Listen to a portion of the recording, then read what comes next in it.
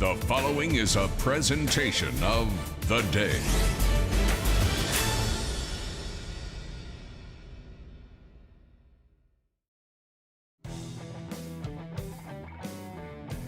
An overcast sky over the campus of Ledyard High School, but on the field, two teams looking for a championship in Division II boys soccer in the ECC. It's the Montville Wolves and the New London Whalers, the first of two on Championship Day in the ECC boys soccer. It's championship week in the ECC, and all the action is live on game day. Game day is brought to you by Waterford Dental Health. Gear up for game day with a winning smile from Waterford Dental Health. Located in Waterford, we're your go-to for top-notch dental care in a relaxed, friendly setting. Routine checkup, cosmetic boost, advanced treatment, while their experienced team has you covered. Enjoy the game with confidence and comfort, so schedule your appointment today at Waterford Dental Health, where your smile is their top priority.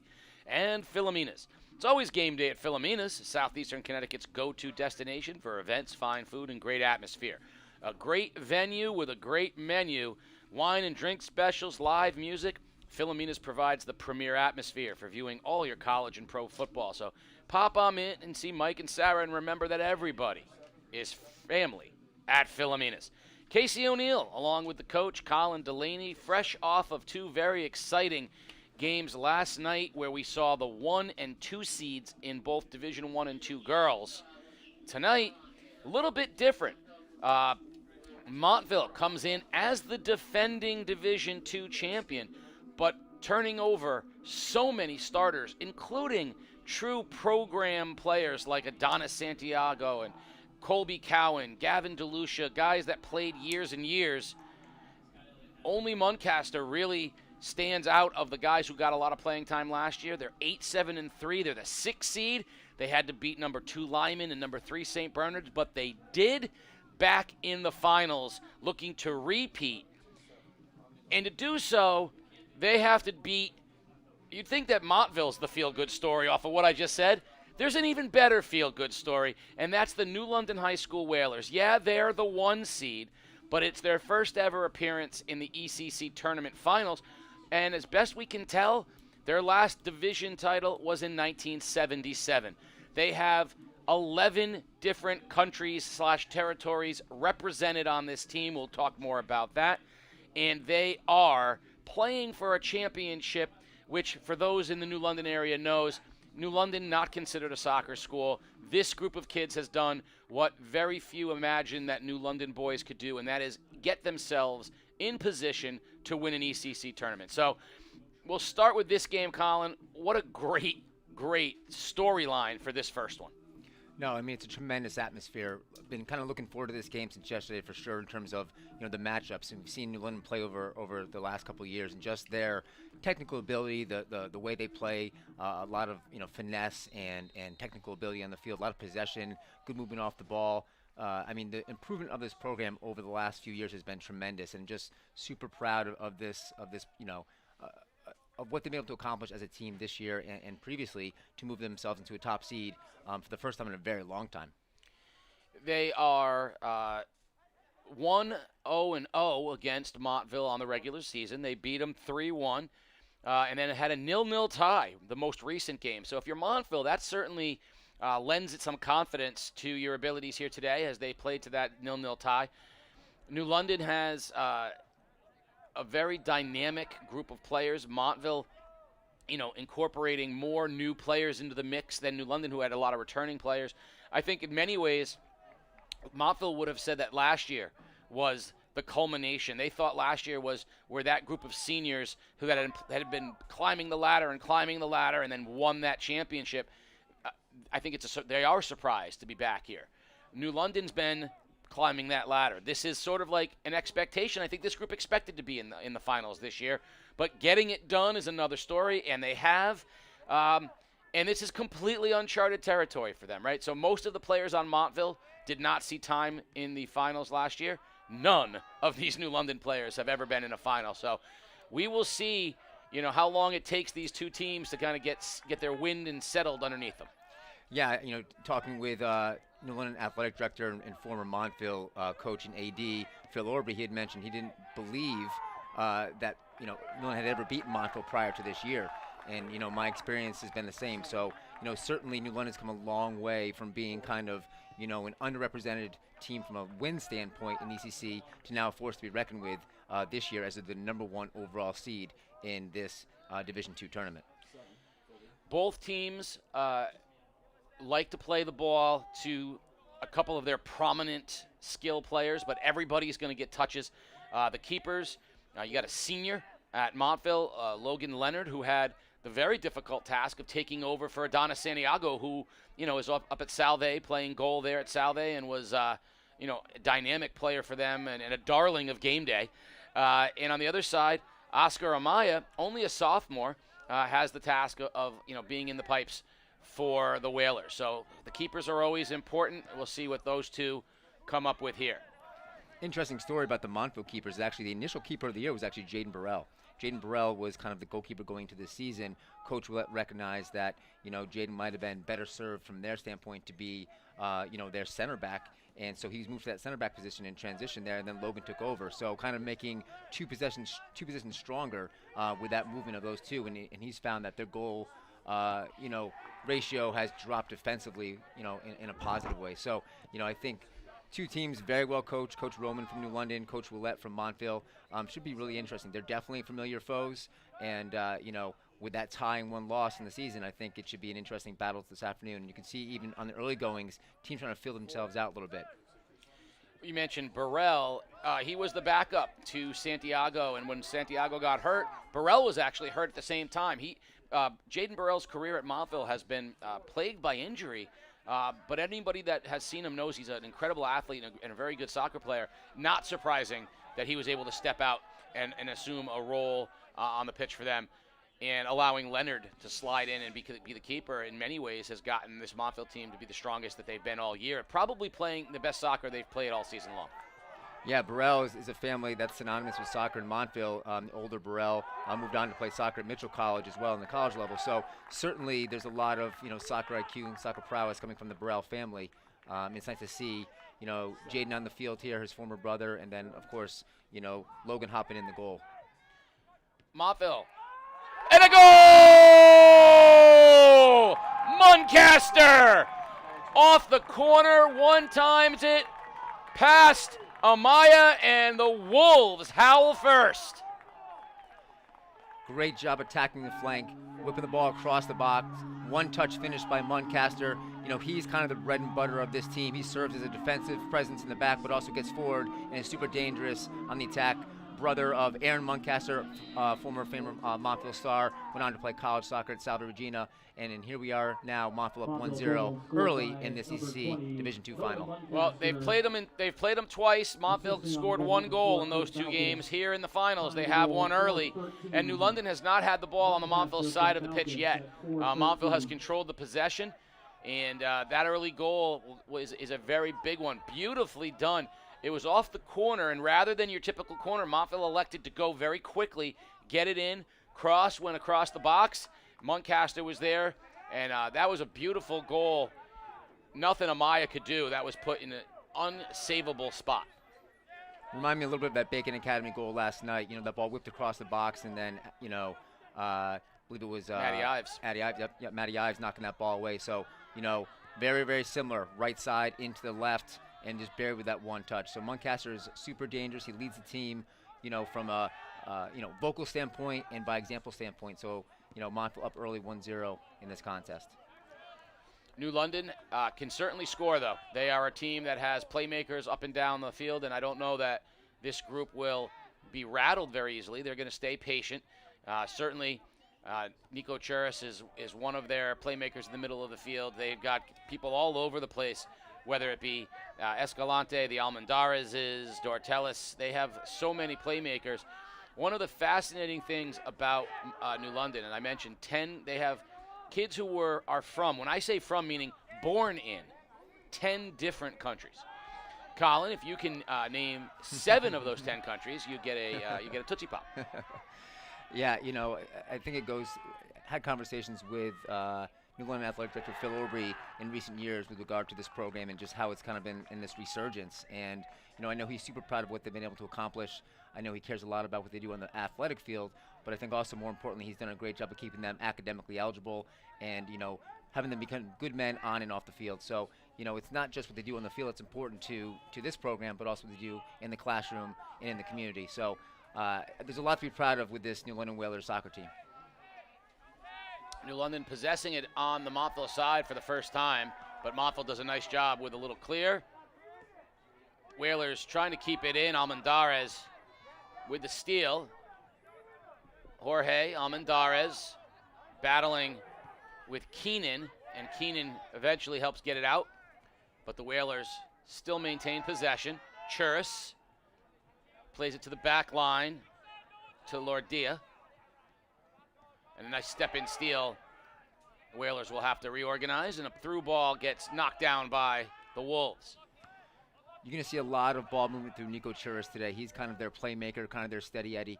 He's a guy that really is going to see the field well. One of the best soccer IQs in the ECC. Works well with both feet, left and right. Can definitely knock the ball and attack himself. Great 1v1 individual technical skills as well. So I'll give you a little quiz here. Of the 10 countries that New London has players born from, how many different languages are represented in that?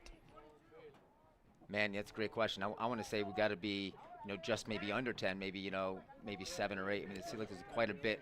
So it's only 3 languages, but the dialects within the Spanish is completely diverse. So it, in fact, almost might as well be. But technically, you have Greece, the United States, and a variety of Spanish-speaking countries. So you have Greek, English, and Spanish as the main 3 dialects. Actually, Haitian as well, so 4. No Portuguese? No, but if you look at the countries involved, whether it's Chile, Ecuador, Guatemala, Peru, the Dominican Republic, Panama, El Salvador, the United States and the territory of Puerto Rico, as well as Haiti, as I mentioned. I mean, it's to get this, and these kids are all from those countries, born in those countries.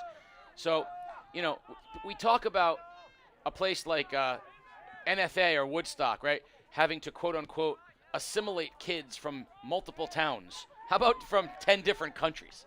That's remarkable. That's a testament to Jose Roman. Just getting these kids to feel comfortable with each other is got to be incredible. And now they're playing together and have been playing together for a few years. So I just think it's a really nice story. And the story as of right now is a 1-0 Montville lead. And certainly there's that language barrier, right? But I think when you look at soccer's an international language. And, these kids grew up with the ball at their foot. And obviously, the game is the game. So obviously when it comes to communicating shape and communicating, marking and individual set pieces, I understand that. But really, the game kind of speaks for itself. And if you play the game, the nuances of it become more comfortable for these players as they play more together. So a credit to Coach Roman, of course, but certainly these players, you can see, feel very comfortable on a pitch with the ball at their feet. And obviously super excited to be here. And you see them slowly now begin to assimilate to this championship game as the balls begin moving forward. And they can be very dangerous with those 1v1s in the final third. New London with a throw. Montville, since that initial foray into New London territory, has been trying to keep the Whalers from mounting a counterattack. New London has had a lot of possession.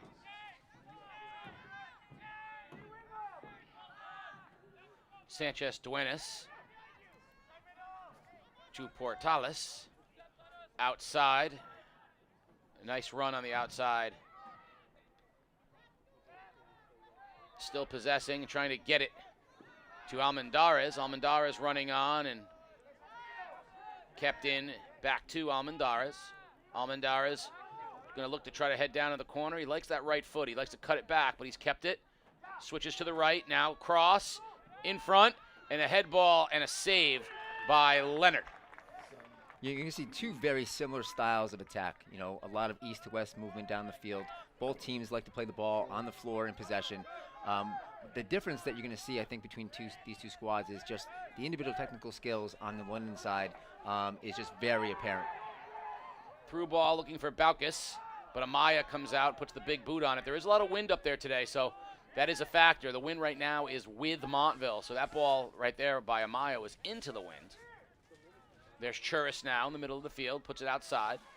Whalers will look to mount the counterattack. Nice carry. Through ball looking for Portelis.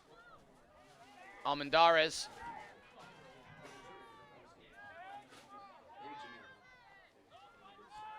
And a shot just sails high, wide. It'd be a goal kick for the Wolves. And you're seeing Lunan look very, very comfortable on both sides of the field, both left and right side of the field. You can see them being kind of right-footed on both sides, but you can see them feeling very comfortable on moving the ball on either flank. You know, one thing to look out for, too, is if you watch Lunan play, they are very comfortable also playing that direct ball. They will look for Dortelis on the attack. He is a pacey player, not overly super technical, but definitely has some pace and can be very dangerous on a quick counterattack. Another thing about New London, a deep roster. They do sub. We just see multiple players coming in now, including the other Almendarez. So, you know, certain teams go with almost no subs, if any. This New London team will sub in and out. Montville, less so. Well, if you look at the roster alone, I mean, it's kind of a laundry list of players here. There's a ton of players on the New London side. Montville, not quite as lengthy. They rely more on their quality and their probably first 11 to 15 players, where New London feels comfortable at going as deep as probably 16 to 18.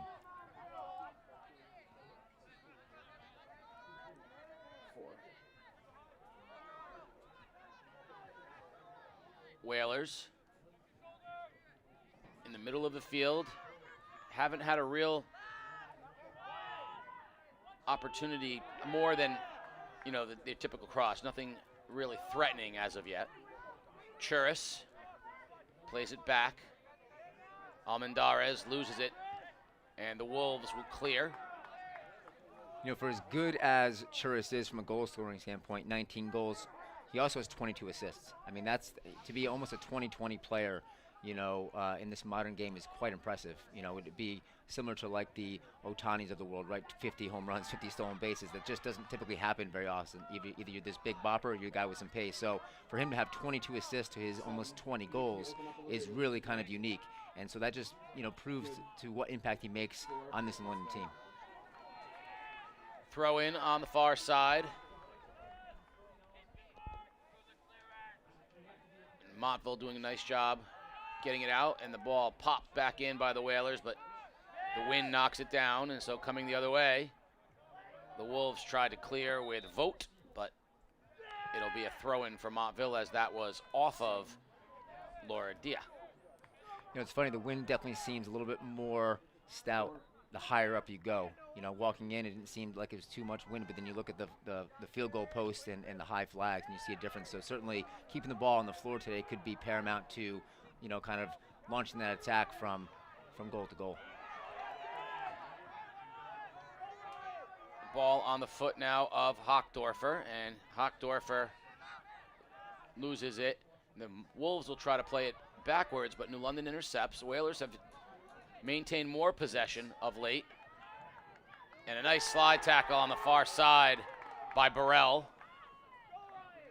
You know, and that's why he's there. He has that experience as a senior, you know, as someone who sees the field from a goalkeeper standpoint, but also as that center back, he has the ability to slide out and, you know, prevent those attacking opportunities that New London is so, you know, so used to throughout the season. Suarez, check that was Sanchez Duenas. Now out to Portales. New London content playing it back through the defensive backs. Almendarez rips one high, dangerous shot, but nicely done by Leonard. Nice job by New London mixing their attack, you know, kind of lulling Montville asleep, moving the ball, and then all of a sudden this shot from deep. It really keeps them on their toes. I think there's a good example, though. I think that's an into the wind shot. With the wind, that might have enough to carry over the top of the keeper, but you see the wind just knock that one right down. So definitely a factor for the long ball tonight with that wind. And that ball was knuckling, so that's a good job by Leonard back there to save that ball, because that ball is knuckling a combination of the way it was hit, but also with this wind. Muncaster try to keep it back in, and Lordia lets it roll out of bounds. It'll be a Whaler throw. New London in a 4-3-3 shape with a sweeper back. Slightly different from Montville's 4-3-3. Montville plays with a flat 4 in the back, and what that basically means is the back 4 remains flat, and they kind of step together as a unit, whereas the back 4 of New London will step forward 3, with one of the center backs dropping off as kind of that safety valve, that sweeper. Montville with 36 goals, 4 on the season, 29 against, and 7 shutouts for Leonard. And New London with 48 goals, 4 and 23 against, with 6 shutouts. So very similar from a goal scoring and goals against standpoint and shutouts between the two teams. So pretty even. And once again, that's a testament to the the tie they had about a month ago, and then what today should bring at just a 1-goal game at this point.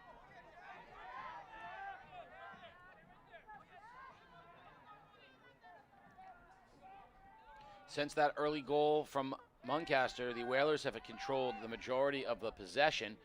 Nice through ball. Almendarez, left foot, slides it by, and a save, Leonard. He got a piece and directed it wide. That would have been in the net. Beautiful shot from Jorge Almendarez. Love the combination plays. The ball got moved across, knocking back to their center back, then forward into a center mid, and then slided through, splitting the outside back and center back, and on running to that ball, and a great far post shot. Just missed the far post.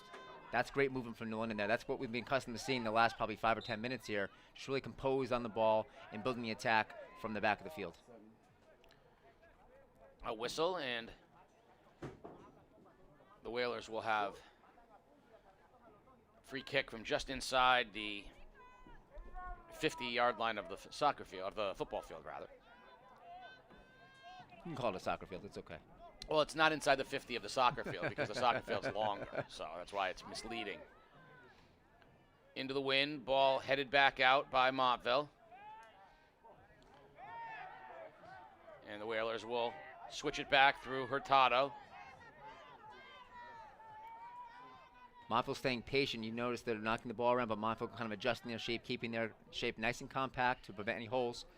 Just kind of waiting for that turnover and that counterattack to begin. But they got to be careful because the closer these guys get, they're pretty crafty. They can find those holes, and you've seen the big foot already of a couple players. Nice cutback and beautiful touch pass.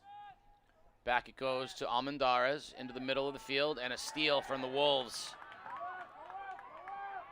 You can see the creativity from New London's attack. Very willing to move the ball quickly, using a heel flick, using a opposite foot pass, outside the foot pass. They're definitely very creative and shifty, and they work well with each other. You can kind of see that they've kind of gelled as a team, now into their, 18th game of the season so far, 18th or 19th game. So certainly impressed with their general attack so far in this first half. And we are just about halfway through the first half.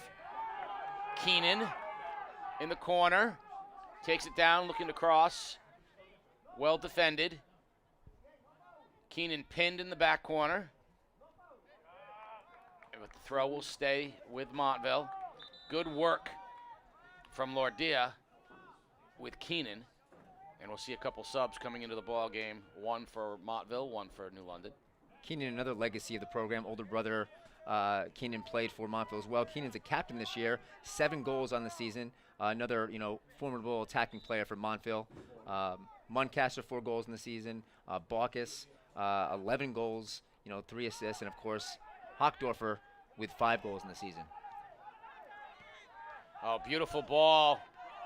Almendarez carrying, cuts it back inside again, plays it outside, and Montville recovers. Well done. So if I'm Montville, I'm going to force Almendarez on his weak foot all day long. He seems to be very right-footed and prefers that spot. He's got a great hefty foot with that right foot, so I want to keep him off that right foot for 2 reasons. 1, he's on a strong with the left, and 2, that right foot can be super dangerous. Realpe Hurtado for the Whalers. Entering into the game for Montville, number 19, Eric Richmond.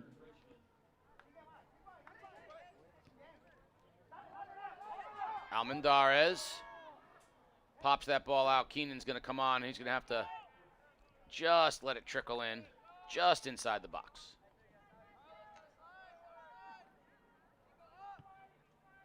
With the wind, that's going to carry. Keenan pops it back in. Whalers will head, and now Montville, nice head ball looking for Baucus.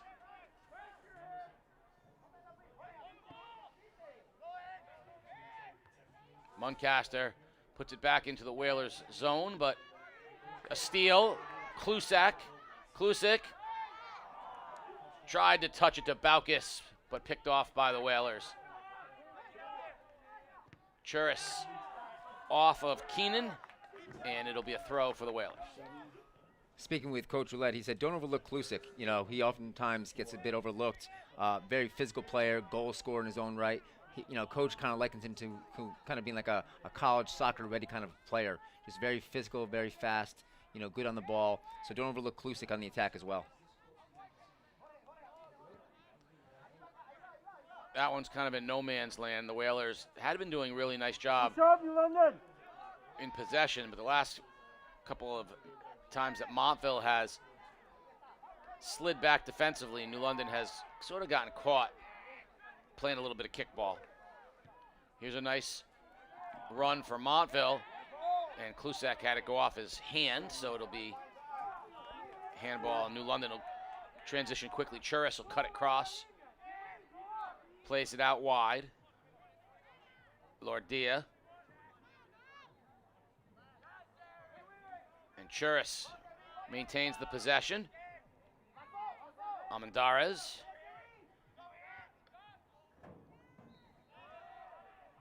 Try to play it out to Arias Alvarado, but out of bounds, and Montville will have the throw. You know, I'm impressed with Montville's shape and their consistency of maintaining that shape as that ball moves across, because you see a lot of one-touch, two-touch soccer play from New London in this half of the field. But really, in general, Montville's done a nice job of shifting with that movement in the ball and not preventing any holes in that back line, which can be difficult against a team like New London.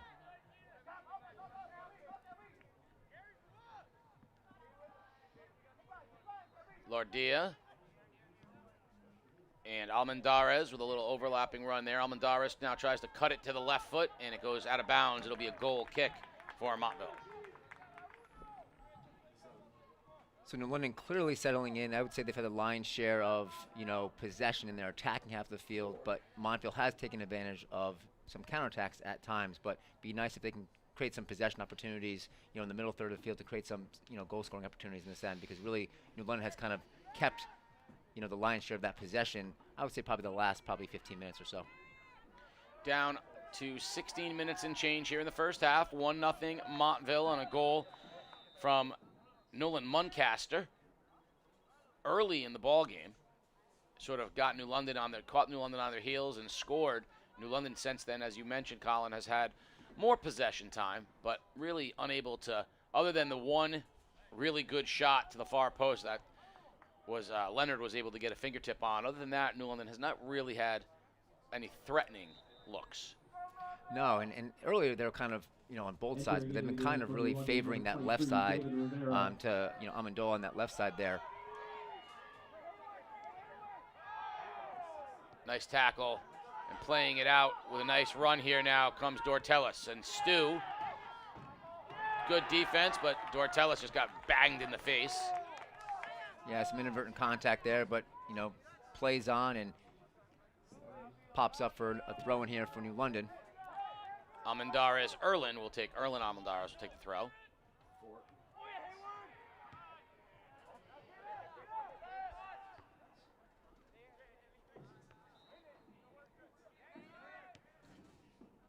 And no one home on a through ball there.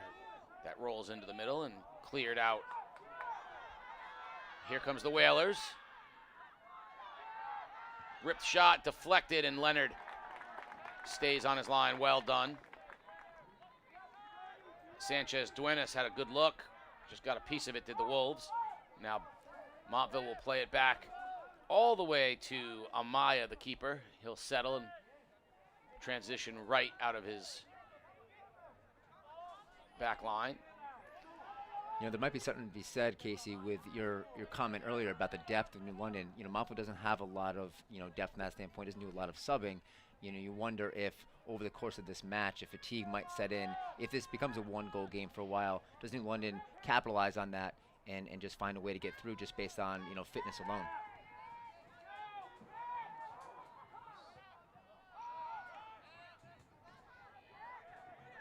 far side. Sanchez Duenas. Touches to the middle. Lordia. Now Churis. Plays it back through Lordia. And a little strong looking for Dortelis.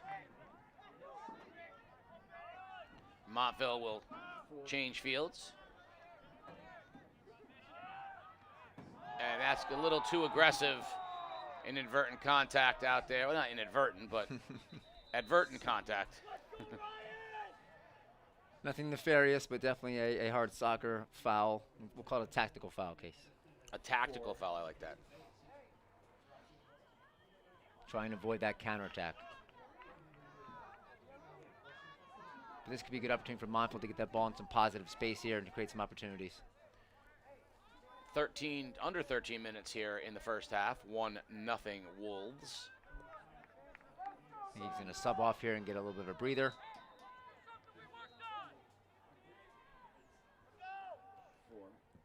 Here, Coach Roulette from the sideline asking for one of their set pieces they have planned to work on, and Montville rifles it into that final third and gets a throw-in out of it.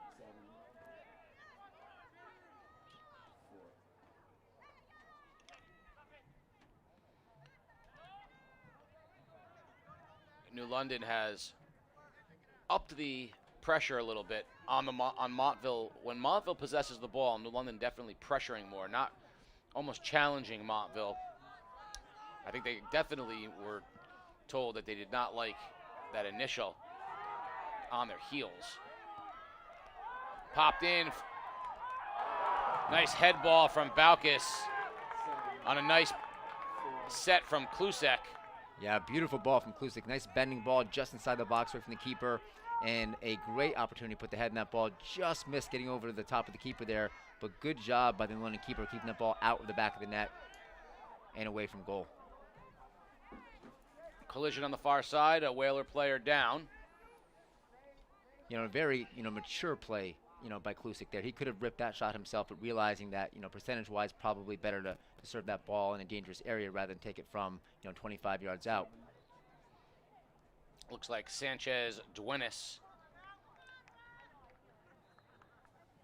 shaken up, and Escalante will have the kick for New London. Brian Escalante. Move on, New London! And David Rivera has checked in the game for New London. And that one, I think Escalante would like that one back. That was kind of just a shank punt. Number 6, Ryan Hockdorfer. Yeah, sails wide right, as they say. Entering for New London, number 7, Jorge Almendarez. Back and through number 2, Carlos Valle Hoses. New London down 1-0 here, trying to up the pressure. Definitely more possessions from the Whalers of late. Montville starting to mount their own counterattack here. Keenan with the throw to Muncaster in the middle. Muncaster turns, plays it back through the back line. Yeah, some good one-touch, two-touch soccer from Montville.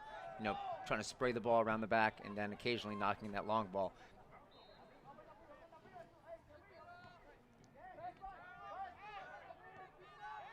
We talked about that last night, Casey, just trying to, diversify your attack, right? Can we play short, long? Can we move the ball east to west? And you've seen that from both sides today. Some Whaler speed.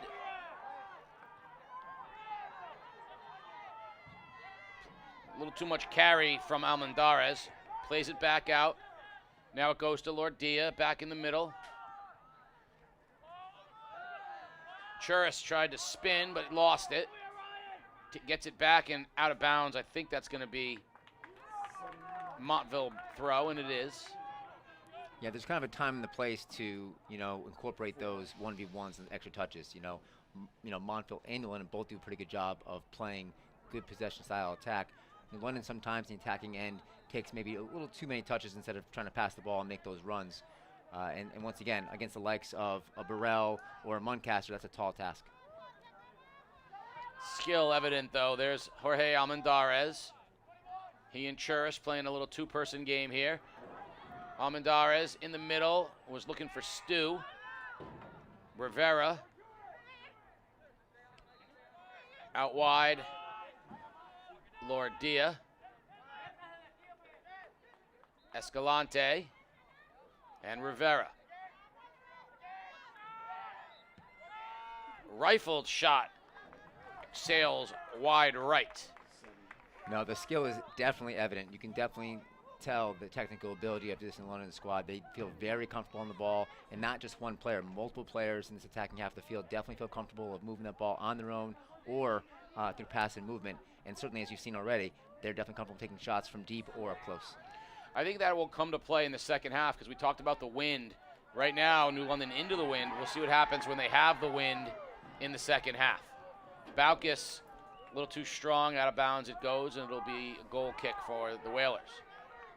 You know, second half with the wind, some of those deep shots, I think will get on frame more than we've seen so far.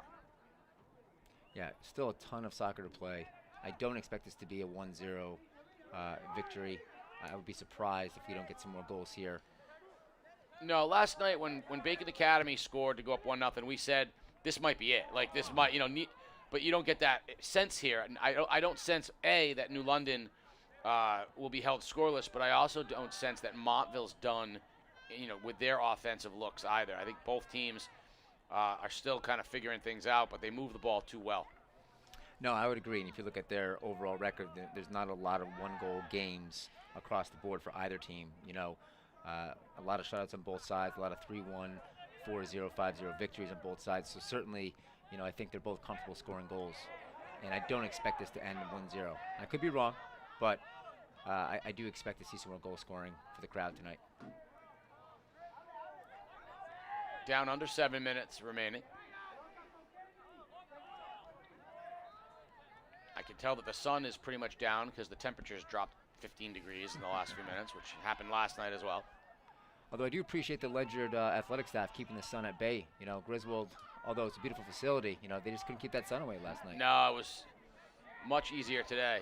Rivera hits the hard ground ball, and Leonard goes to the ground and makes the save. You know, and a good job by Leonard just keeping that ball in front, you know, overemphasizing that save. You never know with the wind or when that ball being on the ground skipping like that. You never want to give New London a second chance opportunity.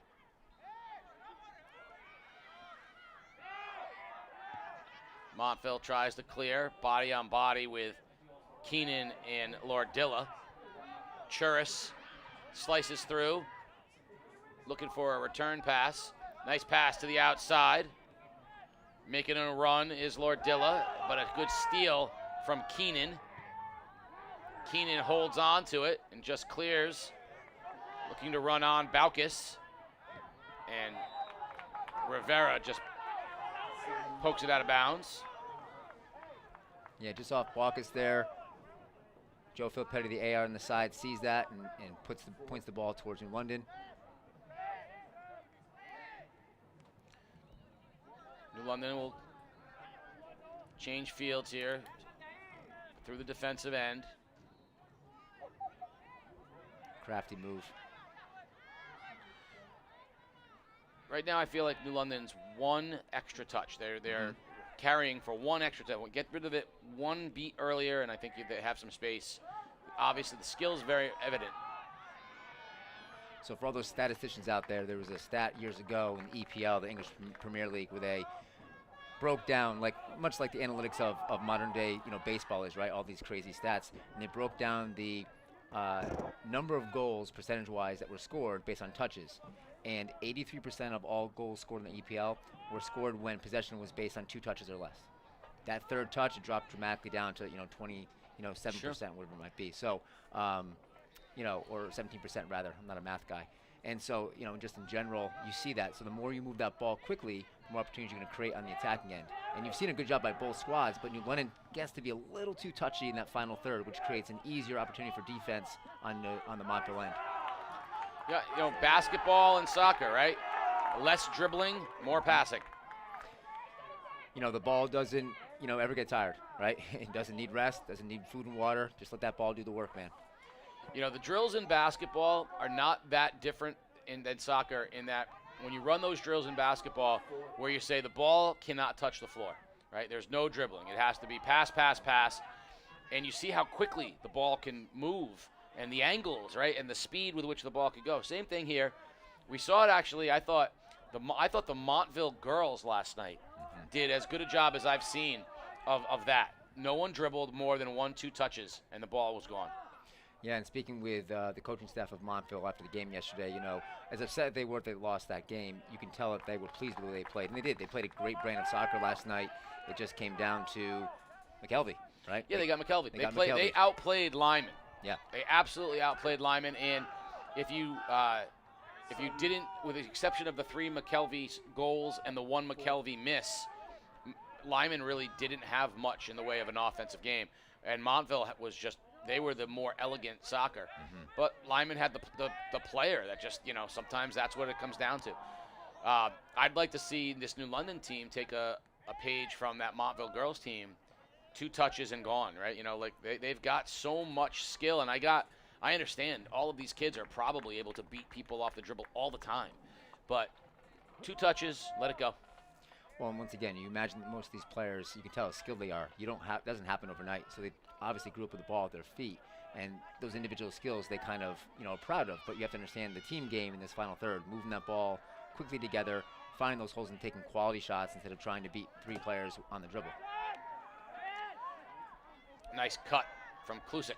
And Montville is definitely playing more of a team brand in all 3 phases of the field, right? Back, middle, and attacking end. Whereas you see that from New London probably in 2 of the 3 phases, middle and back. Montville with a throw, 2 minutes remaining in the half of the 1-0 lead for the Wolves. Montville looking to go back-to-back as ECC Division II boys soccer champions. New London looking to win their first ever championship.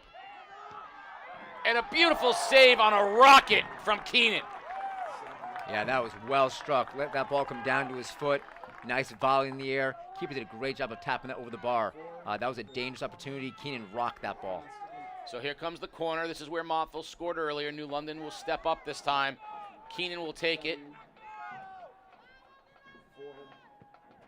Low line drive in the middle, dangerous.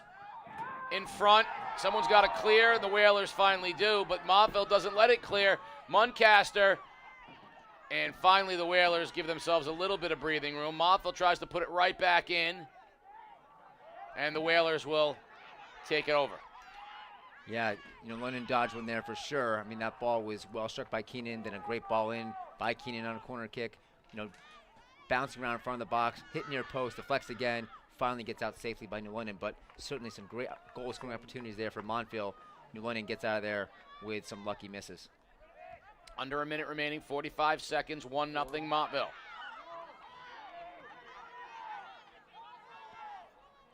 Churis, through ball, looking for Dortelis, but Leonard comes off his line, comes and corrals it, and we're down under 30 seconds.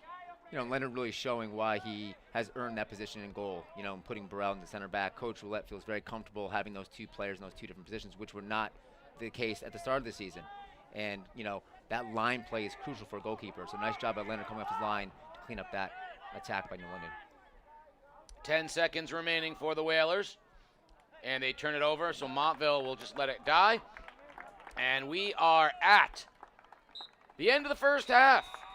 1-0 Montville on top of New London. All right, Colin, summarize what we saw in first half. I think you see 2 teams with a very balanced style of attack. Both possession-oriented, not too many balls in the air. A little more team concept for Montville in all 3 phases of the game, back, middle, and forward. New London definitely very crafty and creative in the attacking third, but a little too selfish at times, trying to beat too many players. So certainly that 1-0 lead is great, but I think we'll see some more goals in the second half. Well, before we get out at halftime, let's take a look at how Montville scored that goal. Beautiful ball. You'll see Muncaster, bang, goal, 1-0 Montville, and that held up the entire first half. So 9.5-minute halftime. We'll be back near the end of it to take you into the second half. 1-0 Wolves over the Whalers. You're watching Game Day live on day.com. A player that you can trust to play back to their feet, and that's important, especially if you want to play at the next level. Here's a good opportunity for Lyman. The first shot, and a goal! Lyman! That was McKelvey. I believe that was McKelvey. When in doubt, guess Emily McKelvey on the goal. You have a real good chance of being right. Well, Montville has some great athletes on the field, and skills are certainly not in short supply. Carpenter comes off and gets there first. Nice through ball from Nicole Hudson. Carpenter is a all-conference player. She is, a leader back there from a goal-stopping standpoint. And there goes McKelvey. McKelvey in dangerous spot, left foot, and a nice save made by Gressley. Spine players typically are the more stronger players that have, the ability to kind of look both ways, check their shoulders. In front, shot, and a goal! We're tied at 1. Carpenter had it, but Hudson put it strong enough to get it through the strong hands of Carpenter. McKelvey comes out of the pack here for Lyman, and look at her go. McKelvey, oh, so skilled, puts it through to herself. Now it's a foot race, and beautifully done by Chung to get down there and stop McKelvey, but there she is. She beats the keeper, Gressley, to the ball, and Emily McKelvey has her second of the game. It's 2-1 Lyman. Tidy on the defensive end. Nice little run there. O'Donnell tries to get in the corner. She does. Left foot. She's going to try to get a center. She does. And a one-touch. What a gorgeous goal! Beautifully done! And putting it away from Montville was Condash. When in doubt, call Condash's name. Her and Hudson, they've been electric. They've just made like 7 or 8 consecutive passes. Oh, nice job. Carpenter in front. Chung had a chance. And Carpenter and Chung collide in front of the net. I think looks like it's going to be a McKelvey run. McKelvey, one-on-one in front, and just sails it wide low. Oh, McKelvey. Easy save to come off. And she tries to get it out to McKelvey. McKelvey tries basically to head it to herself, which she does. Puts it on goal. It's a foot race. Who's going to get there? It's McKelvey. McKelvey in front. And she scores!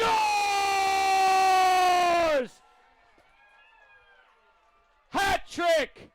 And Montville, with 124, got McKelvey'd. The Lyman Memorial Bulldogs have repeated as Division II champions of the ECC.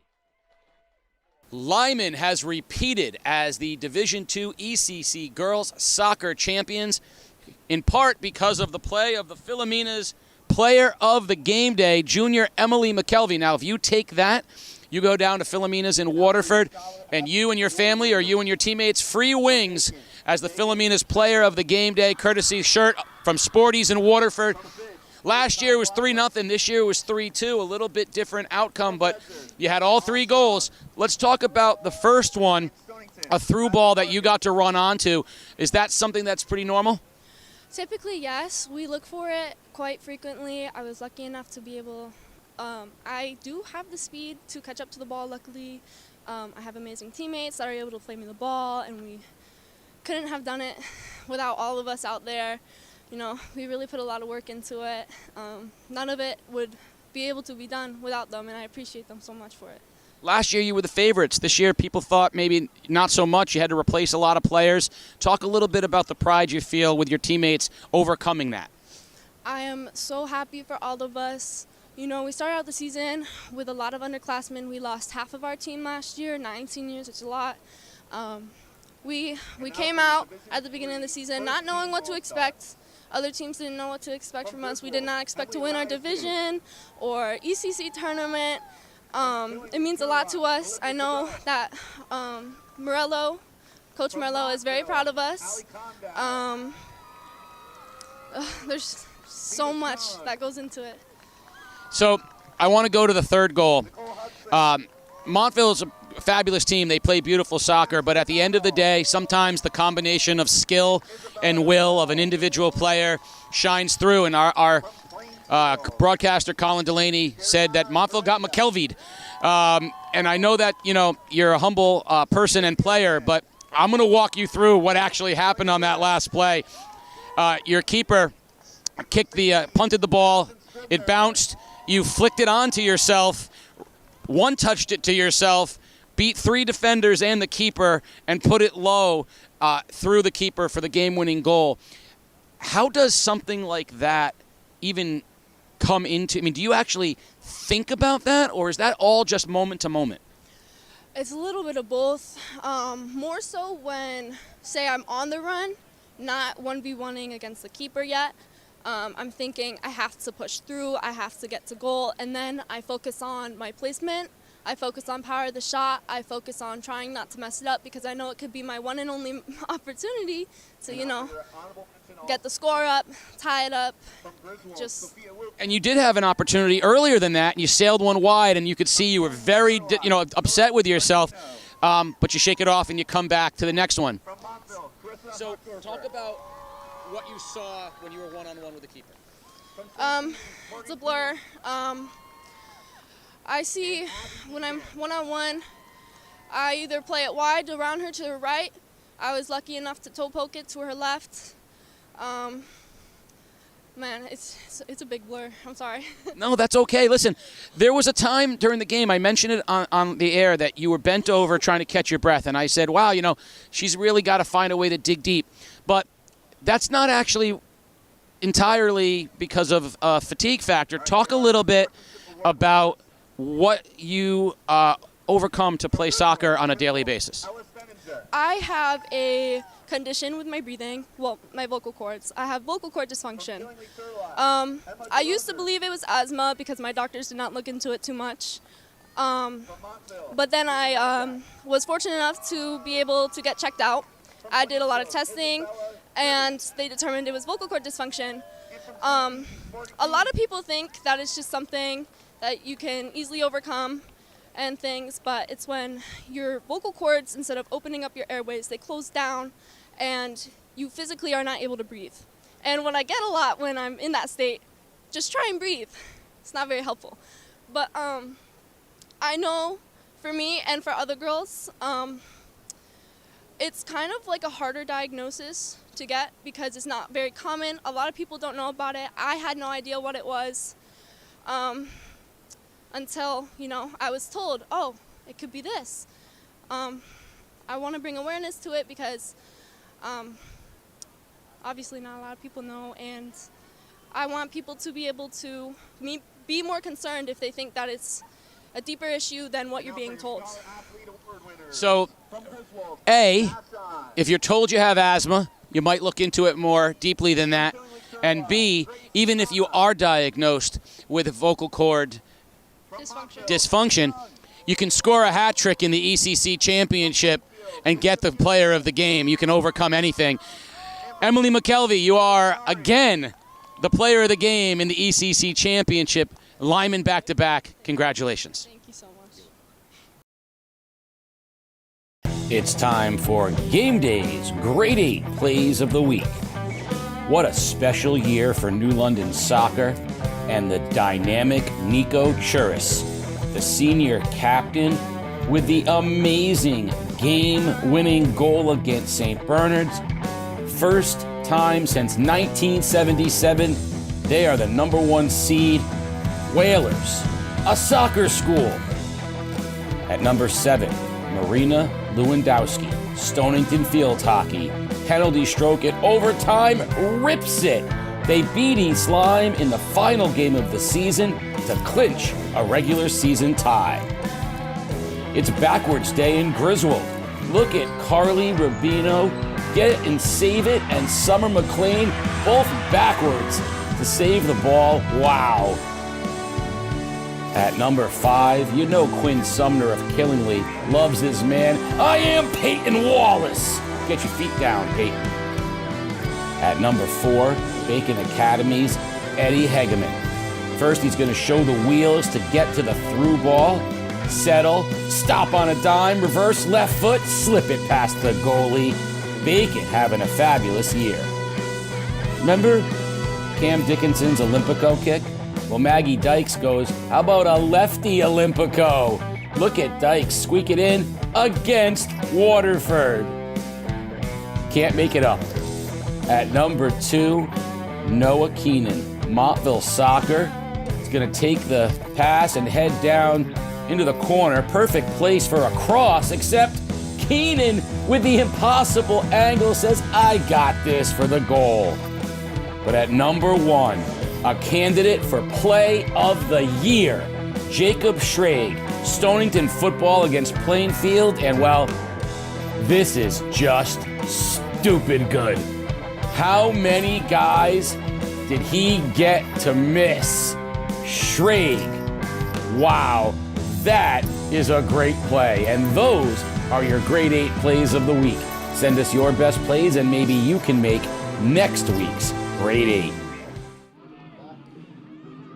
1-0 Montville as we are about to start half number 2 here at Ledyard High School. The Wolves in the white scored early on a goal from senior Nolan Muncaster. The Whalers possessed it a lot after that, but were unable to get anything past goalie Logan Leonard.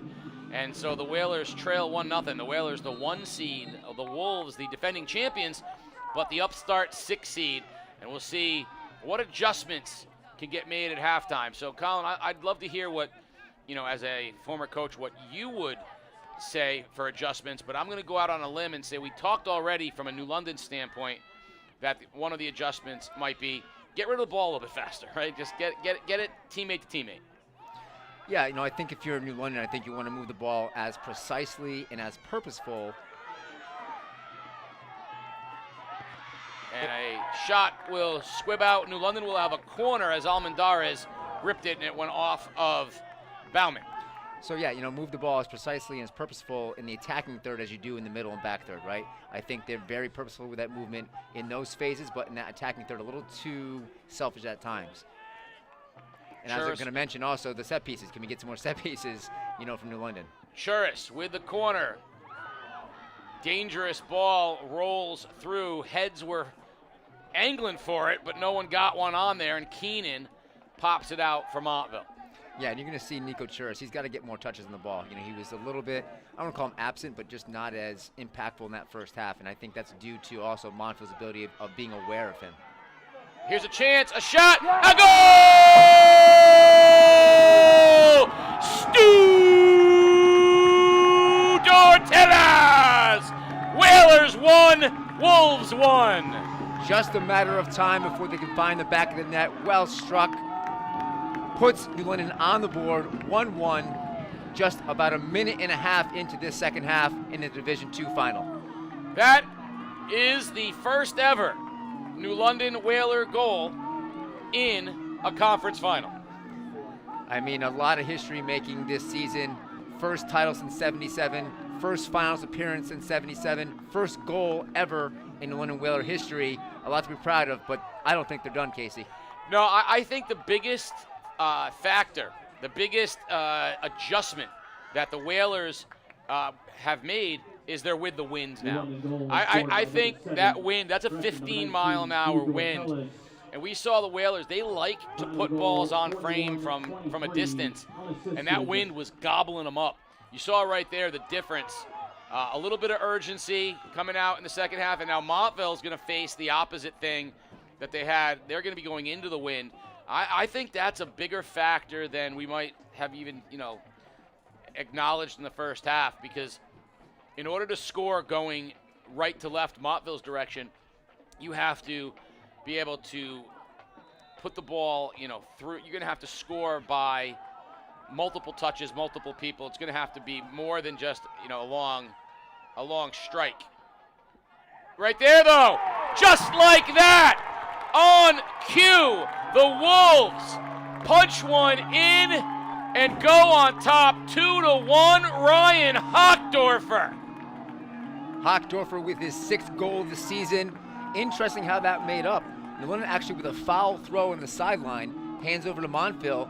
Quick change of events. Montville throws it in right away, crosses it across the box when New London's still kind of getting their shape together, and Hockdorfer puts it away. And New London had a chance to get rid of that, to clear that ball, and they were not able to do it.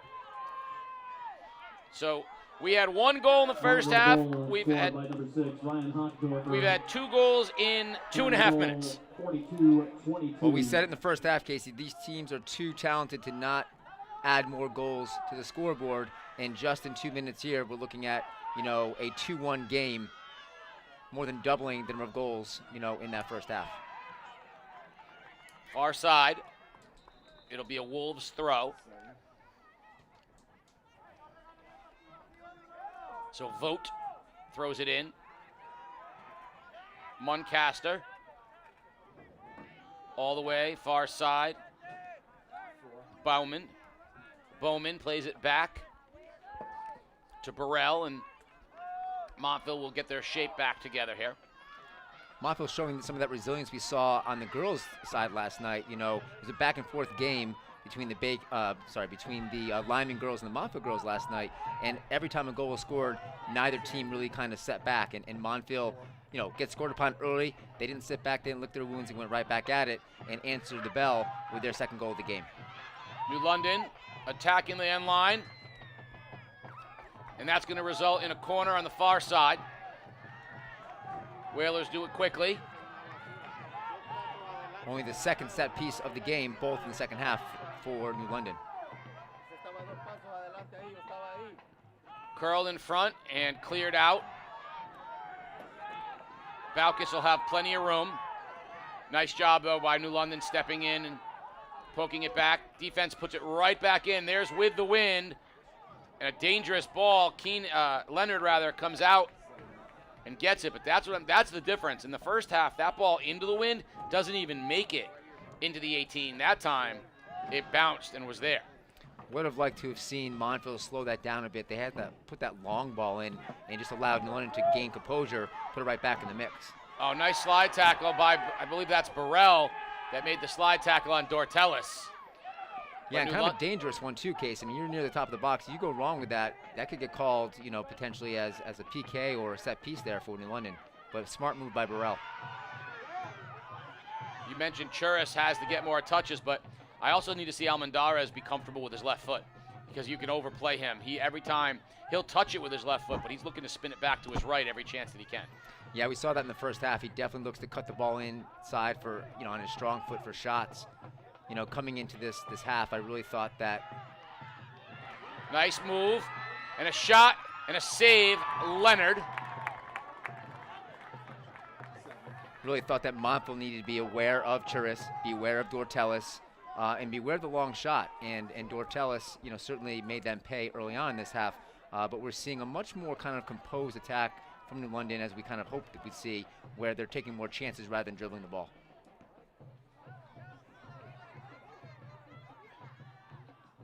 Whalers looking to go back on the attack. Nice job, however, by the Wolves. Bowman loses it.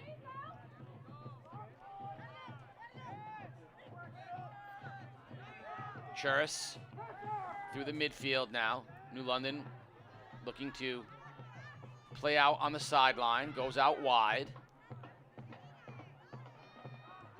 And a shot, and a nice save by Leonard.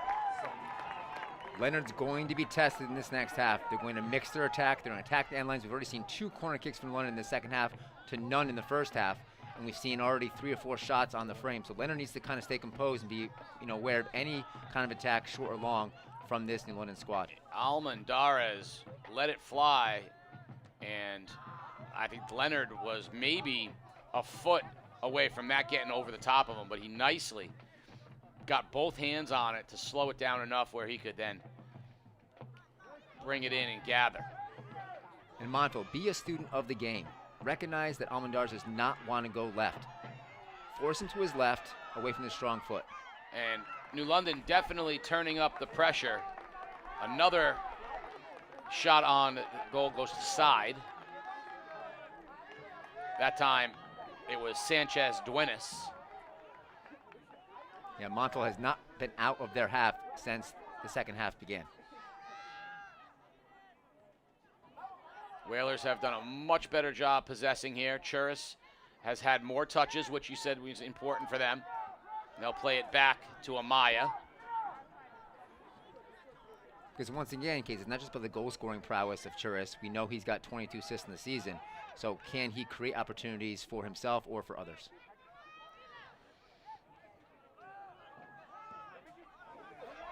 Nice ball down the side. Almendarez cuts to his right foot, cuts again to his right foot, lets it fly, deflected. No handball. They wanted one, but is there a whistle or not? No whistle. No whistle, so a throw on the far side for New London. And that's the hard one to call a handball. The hand's got to be in an unnatural position for that handball to be created. If it's a situation with inadvertent contact, it doesn't gain possession or advantage, they're not going to call a handball there. New London absolutely dominating possession right now, and here's a whistle and a very precarious spot here as Valle Posas went down to the ground. He'll get up. I think he blew a tire. Casey, I'm very impressed with your pronunciations of these players today. I'm trying to avoid them because I will embarrass myself. So I appreciate you doing the due diligence. Well, thank you. On the broadcast. I got to credit AD Orby with helping me out. Churris will take it. Left foot, curls. It's up, off the post, and Ledyard comes in and corrals it. Some shenanigans going on, and there shouldn't be. Get out of there, boys. Let it go. Yeah, some inadvertent contact. Keeper comes up to save the ball. Player looks to go to the ball. Some inadvertent contact, but obviously some tempers flare. Good job by the center official, Tom Scagliarini, to break that up, so all players can remain on the field. Well, listen, I'm gonna credit, first of all, a brilliant ball by Churris. Hits the crossbar, and that could just have easily has curled underneath the crossbar and gone in. As far as what we just saw, Ledyard went up and corralled the ball as it bounced, and a New London player went for the ball at the same time, which they should, and they banged, which, guys, it's a, fans out there, it's a contact sport. From there, Leonard's defensive players did what they're supposed to do. They protected their keeper. And from there, the officials did what they're supposed to do, which is step in and say, let's separate it. As far as I'm concerned, it is much to do about nothing at this point. Let's play on. Yeah, and a veteran official like Tom Scagliarini is going to recognize that and have the boys continue to play. Tempers will flare, make some warnings, we move on. Yeah, the New London kid immediately put his hands up and walked away. It's like, which is part of soccer. Again, it is not a non-contact sport. It is not curling. You tip your cap and you move on. Yeah, it was much to do about nothing. The officials had it the whole way, no problem. But a ball that's about 3 inches away from being a goal. Beautiful ball by Churris, just hits the crossbar. I wrote it down right here. Set pieces. Be mindful of set pieces. They've had now 3 or 4 set pieces in the second half, I think none in the first half, and they've been super dangerous on those. So I think Montville needs to be aware of fouls in the back end and be aware of New London attacking those end lines and avoid some of those corner kicks, because Churris is going to take those and will put a ball in a dangerous spot every single time. Keenan touches wide, runs on. New London will just push it out of bounds, and Montville will have a throw on the far side.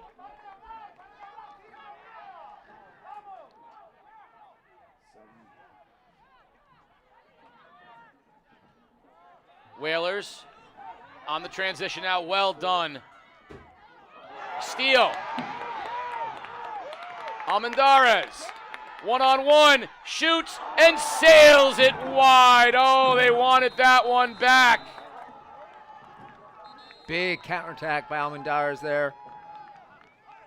Takes away a loose ball from a Montville miscue. Takes it to his right foot, and an uncharacteristic ball just wide of the frame. He's taken some great shots in this first half with that strong right foot. I think it was almost too good to be true, and we have looks like we have a card on the.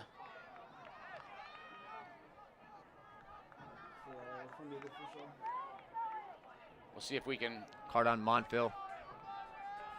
Almendarez was number 12. So that's Owen Craig.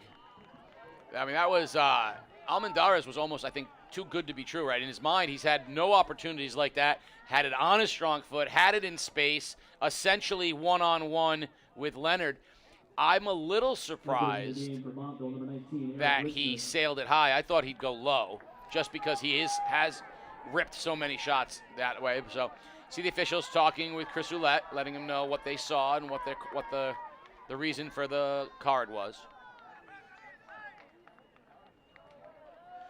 I do feel like there are more cards than we've seen in the past. I don't know if, and you're a much better person to speak on this than I am. I don't know if it's the natural evolution of a more skilled physical game that inevitably results in it. Is it, and I don't want to say over officiating, is it perhaps erring on the side of over officiating? And, what do you account for? Because there are definitely, the stats show there are way more yellow cards than ever before. Yeah, I think this is a good card by Tom Saglarini here, the center official. It was getting a little physical at points, and if you continue to let those things get away with it, and it takes on a life of its own. So I think it's more of a game management card than anything else. You don't want these two sides to get too chippy to where now we potentially have injuries prior to the state tournament, or potentially things that might break out. We had the situation where the collision with the keeper, cooler heads prevail, we move on, and now another situation here. So I think it's more of a game management card than anything else. Montville trying to possess it in their own end, in the New London end for the first time in a while.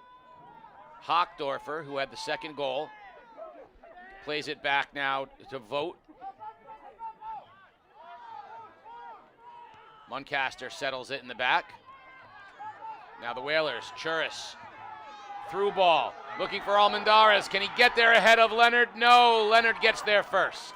Great vision by Nico Churis there, finding the run through the back, splitting the outside back and center back. Just a little too heavy in the touch there, but you can just see the field vision from Churis here. That's the kind of player that they rely on here from London to create those attacking opportunities.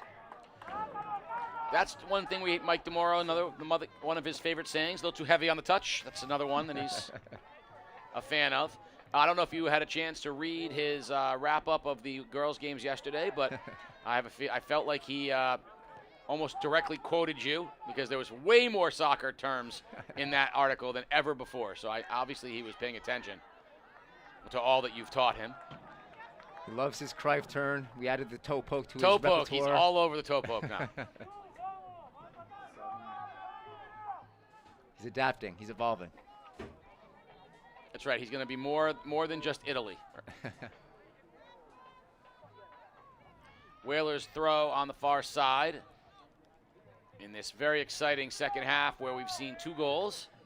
One for New London to tie the game at 1, and then Montville almost immediately with a goal to go ahead 2-1. Yeah, 2 goals in the first 3 minutes or so, and now it's kind of calmed down, but really New London has really had the majority of possession and opportunities. I think Montville with only probably 2 possession opportunities in their attacking half the second half so far. And I'm not sure if the bend but don't break mentality will suffice to survive this next half if they can't find a way to possess the ball again, because New London has just been super dangerous in this second half between set pieces and balls on the frame. You mentioned Churis getting more involved. When he touches it, and he has it now, good things happen for New London. Yeah, it's not just his balls, in terms of the balls he plays in and shots and assists. It's also his movement off the ball. He always finds a place to be to receive that ball back and create more opportunities. New London will have a throw, and I'm going to switch it over to say Montville. So Montville throw on the near side. That'll be Vogt. But there is something to be said for Montville's experience in these kinds of games. While they did lose some significant seniors, a lot of these players were here last year and involved in this atmosphere. There's something to be said about that. It just creates that confidence in knowing that you've been here before, and you're able to overcome a tie ball game last year, and not 1 but 2 rounds of penalty kicks last year to win that championship. So there's something to be said for the experience of this club and potentially weathering this New London Whalers storm in the second half. Yeah, last year, one of the great moments, Adonis Santiago, his passion. I mean, he really epitomized the finals of, in boys soccer last year. If you had to put a face on it, Adonis's was the face of the finals last year with his, just his energy, his exuberance. Of course, a couple of amazing saves to help win that championship. This year's Montville team, a lot of these kids were JV players. They were here, they were there. They may have been ball boys on the side, right? But they were watching it, they were experiencing it. And credit the captains, who were a part of it. Credit guys like Burrell and Muncaster and Keenan who were a part of it, because this Montville team is, in it to win it. Almendarez deflected and a goal! It was a deflection. And it went to the left of Leonard, and we're tied at 2. Jorge Almendarez ripped the shot. It deflected, I believe, off of the Montville defender and into the goal, and we're tied at 2. And that's up there with one of those classic cliches, unlucky. I mean, that was going to Leonard's left. It went to his right after the deflection and just caught with all the momentum going to his left and just tucked into that near post. Nothing you can do about that. But once again, put balls in dangerous places, good things happen. And Almendarez is due. He was really, putting balls in the frame all game, and he found a way through to tie this ball game at 2 apiece. We'll have to. That's a replay that we will look at. We have all kinds of exciting replays in the second half, but that's a replay when we get a chance to look at it. We'll see just how it deflected off of the defender, and I think it went off his hip, and it had and then just Leonard had no chance. And that's a tough, lonely feeling for a Montville defender to feel that way. Nothing you can do about it. Those things happen. It's an unlucky, ricochet or touch there. But this game, Casey, is so indicative of what we saw last night between Montville and Lyman. 1-0, 1-1, 2-1, 2-2, and here we are again with about 20 minutes to play, and we're all knotted up at 2 apiece. Carrying through the middle is Portales. New London will play it back through the defensive end, and there's a ball that is dangerous if it skips a little higher, but just a little low, so Montville able to reset things. Looking for Almendarez in the corner, and that's going to be a corner kick, I believe, for the Whalers. Yeah, try and avoid that, because now you're going to put the ball on a London foot here. It's going to be put in a dangerous place. Nico takes the balls from the other side, a left-footed in-swinger. This will be a right-footed in-swinger for number 11. Sanchez Duenas, high arcer.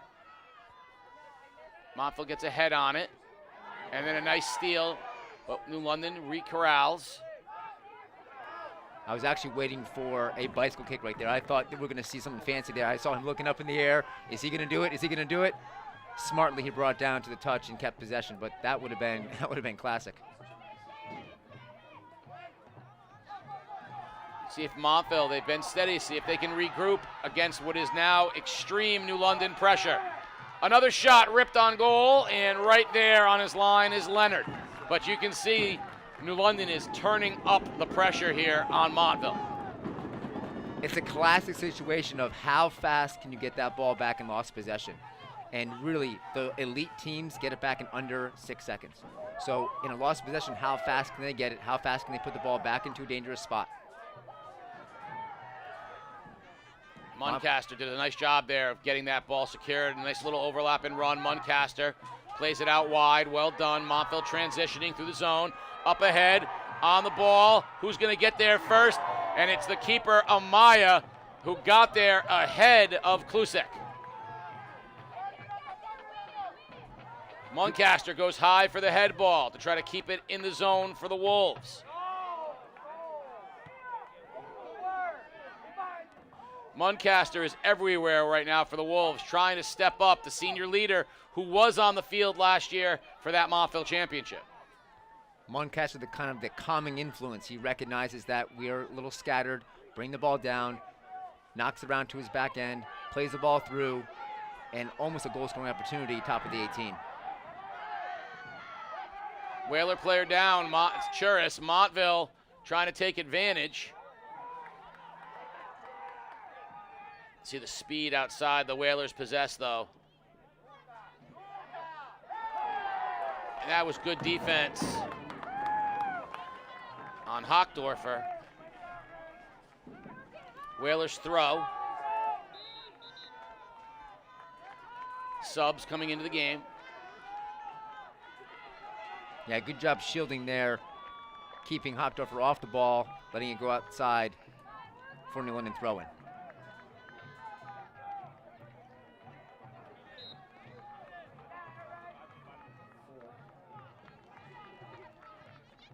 Churis spins with his left, plays it wide. Looking for Almendarez. Almendarez tries to flick to himself. Montville does a nice job getting back into the defensive Entering into the game for New London. Now Steve Churis. Bartolius and Erwin Almendarez. Playing it with Lordilla.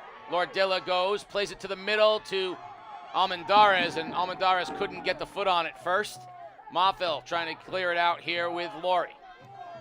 And London is just relentless. They're so quick to apply pressure to the ball and loss of possession, and they're getting it back almost immediately.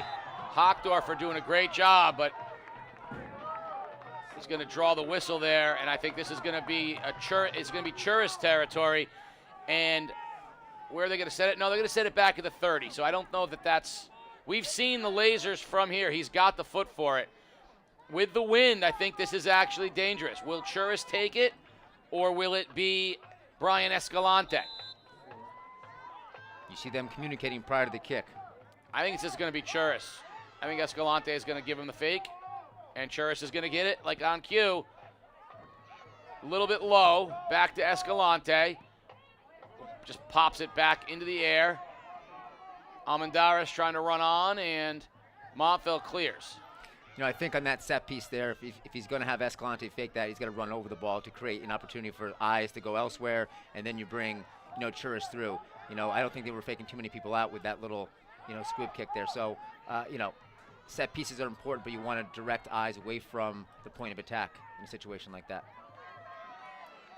Muncaster doing a great job for Montville.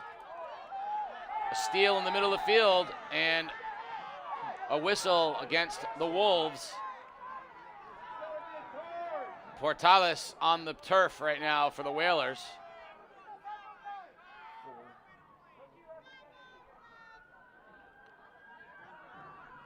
The clock will stop with 18:41 remaining as Portales is down. New London regrouping. Montville gives Montville a chance to get back into their defensive alignment. Montville needs this timeout, so to speak. It's been going at a frantic pace. They've been on their heels most of this half. New London being relentless with possession, relentless with pressure after loss of possession, and Montville needs to kind of gather themselves here, you know, bring the senior leadership of Baucus, of Muncaster, and figure out the situation. For those of you who are watching us right now, just to let you know, another first is occurring right now on game day, as our first ever student-led broadcast, Patrick McGugan and Austin Center over at Stonington High School are broadcasting the ECC Field Hockey Finals.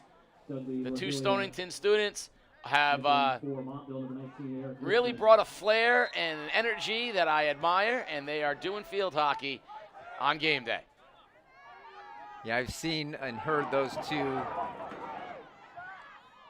during the season, you know, broadcast many games, you know, goal-scoring opportunities, big saves. So nice to see some young lads, they say, getting some experience from a broadcasting standpoint.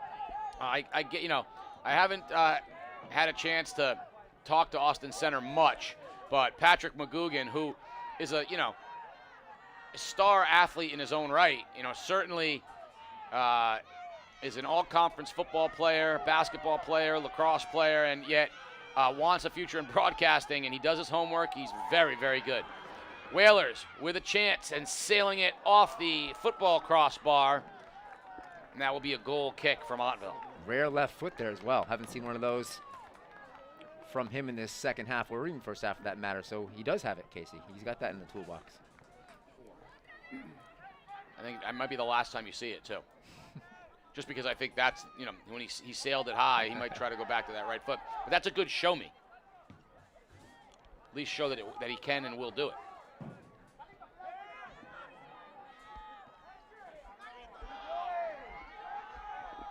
A tough touch there, just lost it. I think Baucus would like that one back. Yeah, uncharacteristic. He's a solid player.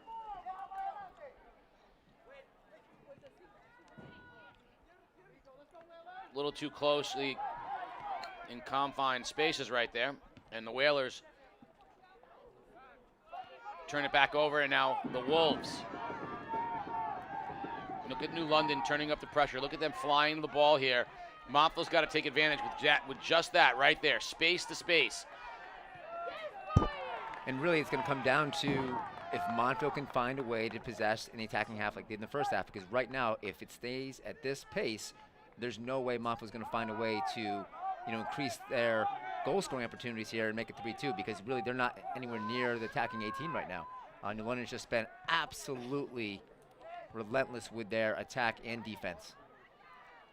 A sea of yellow and green, the gold and green for New London has been just dominating possession here in the second half. Really, they dominated possession in the latter part of the first half as well.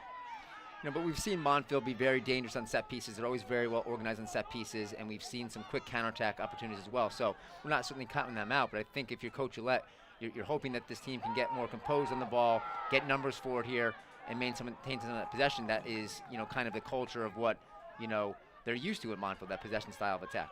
Well, I think after New London tied it at 1, everyone felt like it was all momentum for the Whalers, and then Montville came right back and, scored to go 2-1. Now New London's upping the pressure again in this 2-2 game, but I think Montville has to know that it's a quick transition the other way that can allow them to get it right back. I think that's the only way with New London pushing. I think the only way Montville, I don't think they can possess it away from New London. I think they're going to have to hit a quick transition, get someone in space, a couple of quick one touches, and then kind of catch New London the reverse direction, get them moving forward. Well, New London is running downhill right now. They have just found a way to keep that possession of the ball, and then after a loss, getting it back so quickly. Then Montville's been forced to clear the ball, which has been going to New London's back line, and then the ball's right back in again, right? So that's a difficult situation for Montville. Whistle here. It's going to be a free kick for Churris is going to take it, and here's where he is super dangerous. It's going to be 30 yards out, right on the 20. So far, Churris has sailed one off the crossbar and left one short. Leonard directing his wall. Almendarez looks like he may take it with the right foot here from the 20. Almendarez, low line drive, and it sails just wide. Well hit, just wide. We know he's got a strong foot. He knows Churris was actually in the line to make the run across the box for a second chance opportunity, but in that situation, not very dangerous if you don't put the ball on the frame, right? 2 out of 3 opportunities is good for you, right? It could be a goal, it could be a save, second opportunity, or out of bounds. Not what we're looking for there. Re-entering for Montville, number 6, Ryan Hochdorfer. New London playing it back to the keeper, Amaya. And he rifles one back to the outside. Beautifully done, right onto his teammate. Montville looking to initiate the throw, and they turn it over the other way to New London. Good skill on the end line there by both teams, keeping it in bounds. Haven't mentioned Amaya's name too much in the second half. That's a rare touch for him. The sophomore Oscar Amaya kind of, absent in the second half, and I think New London likes it that way. Yeah, that the best thing for a defense and a keeper is to not have your name mentioned. 100%. Looking at the game last night between Bacon Academy and Woodstock, we didn't have to say Liz Glover's name very often but we said Veronica Smith's name 100 times, right? The defense was good. In this one, we don't even have to say the Whalers defenders, because the midfield and the forwards are controlling all of the possessions right now. Really, it's the movement off the ball, Casey. They're just constantly shifting and moving and changing their shape to create opportunities to maintain the possession and finding those holes we were talking about in the first half. Just a lot of one-touch, two-touch soccer, letting that ball do all the work. Churris trying to get to his free with his left foot. Almendarez plays it out. Almendarez going to take it back. Good I think that's good patience by the Whalers. Nice ball. Montville gets there first, however. But again, Whalers controlling the possession.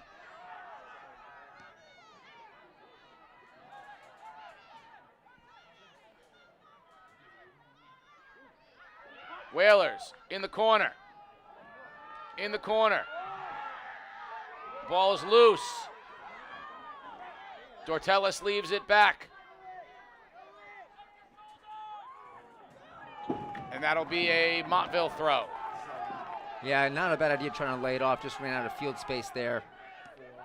Montville definitely wants to keep the ball away from, his strong right foot. Dortelis can definitely knock a shot. Nicely done. Almendares plays it out.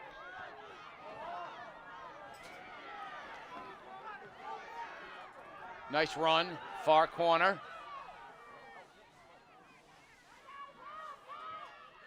Two Montville defenders, however. It will result in a Whaler throw. I like the bravery of some of these New London players in the attacking third. They're not afraid to take on players and take risks, because if that risk, yields the reward they're looking for, it's worth it, right? I think the risk versus reward, you have to kind of weigh depending on what part of the field you're in. Less risk in the back end, a little more in the middle third, and a lot more in the final third. And done a better job, I think, as being a little more unselfish in the final third in the second half. Wolves right now need to maintain some possession. Right now they're basically clearing whenever they can and then kind of regrouping as New London possesses. And Wolves have to figure out a way to get something to threaten New London defensively. Muncaster, nice move. There's a good ball on the outside, but the Whalers step in front. Now Churris will operate in the middle of the field, looking for a through ball. Muncaster trying to do so much back there himself. He's really the veteran back there. Burrell in the middle of the field. Whalers now. Churris. Sanchez Duenas. Sanchez cuts it back with the left foot. Back to the right. Left foot and the save, Leonard. Yeah, you're wondering who's going to take that shot, right? You saw daylight a few times there, but some great ball movement by New London just outside the box here to create some opportunities. We have an injured, looks like a cramp on the Montville side of things. Recognize that stretch anywhere. That is calf cramp time. That's Gatorade and bananas. I'd like to remind all ECC award winners to be making their way towards the. Of course, at the end of the game, you're going to want to go to our social medias at Game Day CT, and you'll be able to check out the Scient play of the game, as well as the Philomena's player of the game day and the interview with the head coach. But let's take a look at the goal that got us tied at 2. So we see Almendares cut it back with his right, and it goes right off the Montville defender's back. And you see the defender from Montville knew it, and that's how we're tied at 2. Nothing Logan Leonard could do about that. Nor the Montville defender. I mean, that's just one of those unlucky plays where it goes off your back, and, I think one thing to potentially avoid that is stand it straight up. I think we always tell players, don't turn your back on the play, try to stand straight up, but at the same time, there's some self-preservation, trying to avoid a face shot on a well-struck ball from New London.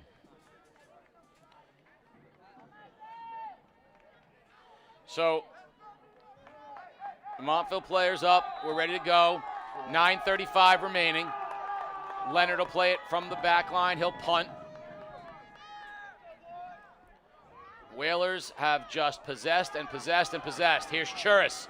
Churris with the left foot leaves off for his teammate, but Almendares was a step there. Montville just, I think, feeling like they're hanging on by a thread right now. Yeah, and I think Churris was trying to get that ball to his left foot for a shot, but then realized he ran out of space and, smartly played a little heel pass back, just couldn't quite get it to the other New London player. But, to your point, Casey, yes, Montville is definitely hanging by a thread. I mean, right now, I think if this clock could go 0, they would be okay with that to kind of regroup and get to overtime, because I don't know if they can yield, and weather this storm for the next 8 minutes without, giving up another goal.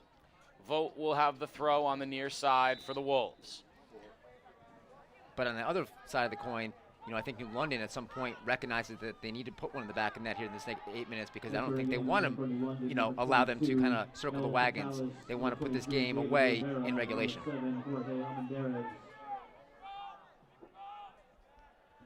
Whalers operating through the midfield right now. Good steal from Muncaster. I give him credit. He has played a remarkable game.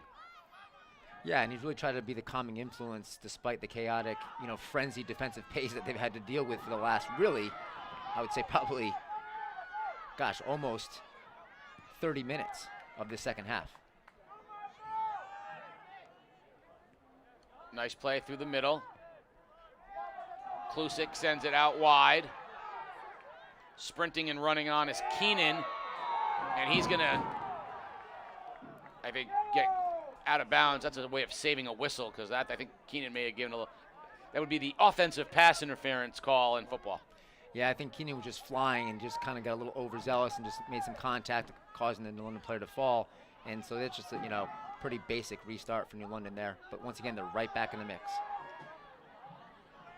That's a nice attempt at a through ball there, which Montville needs desperately. Churis you talked about how he needed more touches. Well, he's had them. But New London has just been closing on everything so quickly. I think more than ever. Like, there it is again, like just closing on every pass that Montville feels like there's three whalers to the ball on every pass. Yeah, no, I think Churis understood the assignment, right? He had to come into the second half and create more attack and possession for New London, and he really has had a ton of touches and impact on this game. Despite not scoring a goal himself, he's definitely been heavily involved. Cramp on Dudley Lordilla. Lordilla's got a cramp, so we're going to attend to him. You can see right away. The body language of the calf cramp is pretty telltale. But they need the trainer to come out for this one. So they're going to get him some look. We got 6:46 remaining in a 2-2 ball game. What a way to start the boys' championship night here at Ledyard High School. The New London Whalers and the Montville Wolves locked up at 2. Of course, at 7 o'clock is our ETA. We'll see if we get started on time. Listen to this. The defending state champion, undefeated, number 1 seed East Lyme Vikings. That's a mouthful. Against the upstart, sub 500, 6 seed Woodstock Academy Centaurs. It's been a very good week for Woodstock, putting the girls and boys in the soccer finals, putting their volleyball team as well. So Woodstock's got to be thrilled, right, with how they have managed to fill up these finals. The girls came a little short last night, 1-0. The boys have, to say David and Goliath is not wrong. I mean, that is a big ask for the boys team, but that's what makes these things so much fun. East Lyme looking to go back-to-back, and right now East Lyme's looking to go back-to-back on the state championship level. I mean, they're undefeated, and it might be improbable, but here they are. So, yeah, I think if you ask, Wally, Coach Paul Christensen, if they would be undefeated at the end of this regulation going into the ECCs, he would have said no way. They lost, and we'll talk more about it later. They've lost 15 seniors. I mean, that's a lot to lose. Only 2 returning starters. So I think they're very happy with their play, but they're also recognizing that they're not going to take anything for granted. Woodstock is running on this Cinderella story, so to speak, but East Lyme is playing some really good soccer. Really strong win against Stonington recently, and now they're back in the ECC finals tonight, and they will come and they will bring it. And, for East Lyme, not just undefeated, but 15-0-2. With all the ties that have existed this year, to get the 15 wins with only the 2 ties is a pretty remarkable record. Churis has it for the Whalers. Pokes it outside to Sanchez Duenas. Sanchez Duenas carries. Cuts it back. Finds Churis. Churis looking to go to his left. Does. Deflected, and Leonard saw it the whole way. And we're down to 6 minutes and 20 seconds. So you're going to see probably a little more direct brand of soccer from New London in this last 6 or 5 minutes here, mostly because I think they want to put this away in regulation. And then I think you're going to see Montville just continue to try to catch its breath and get balls forward and hope they can get to overtime to potentially kind of circle those wagons and kind of reassess what's going on and get their composure back, because right now they're really struggling to gain possession. A long shot over the top and off the crossbar. That one came out of nowhere and surprised Leonard.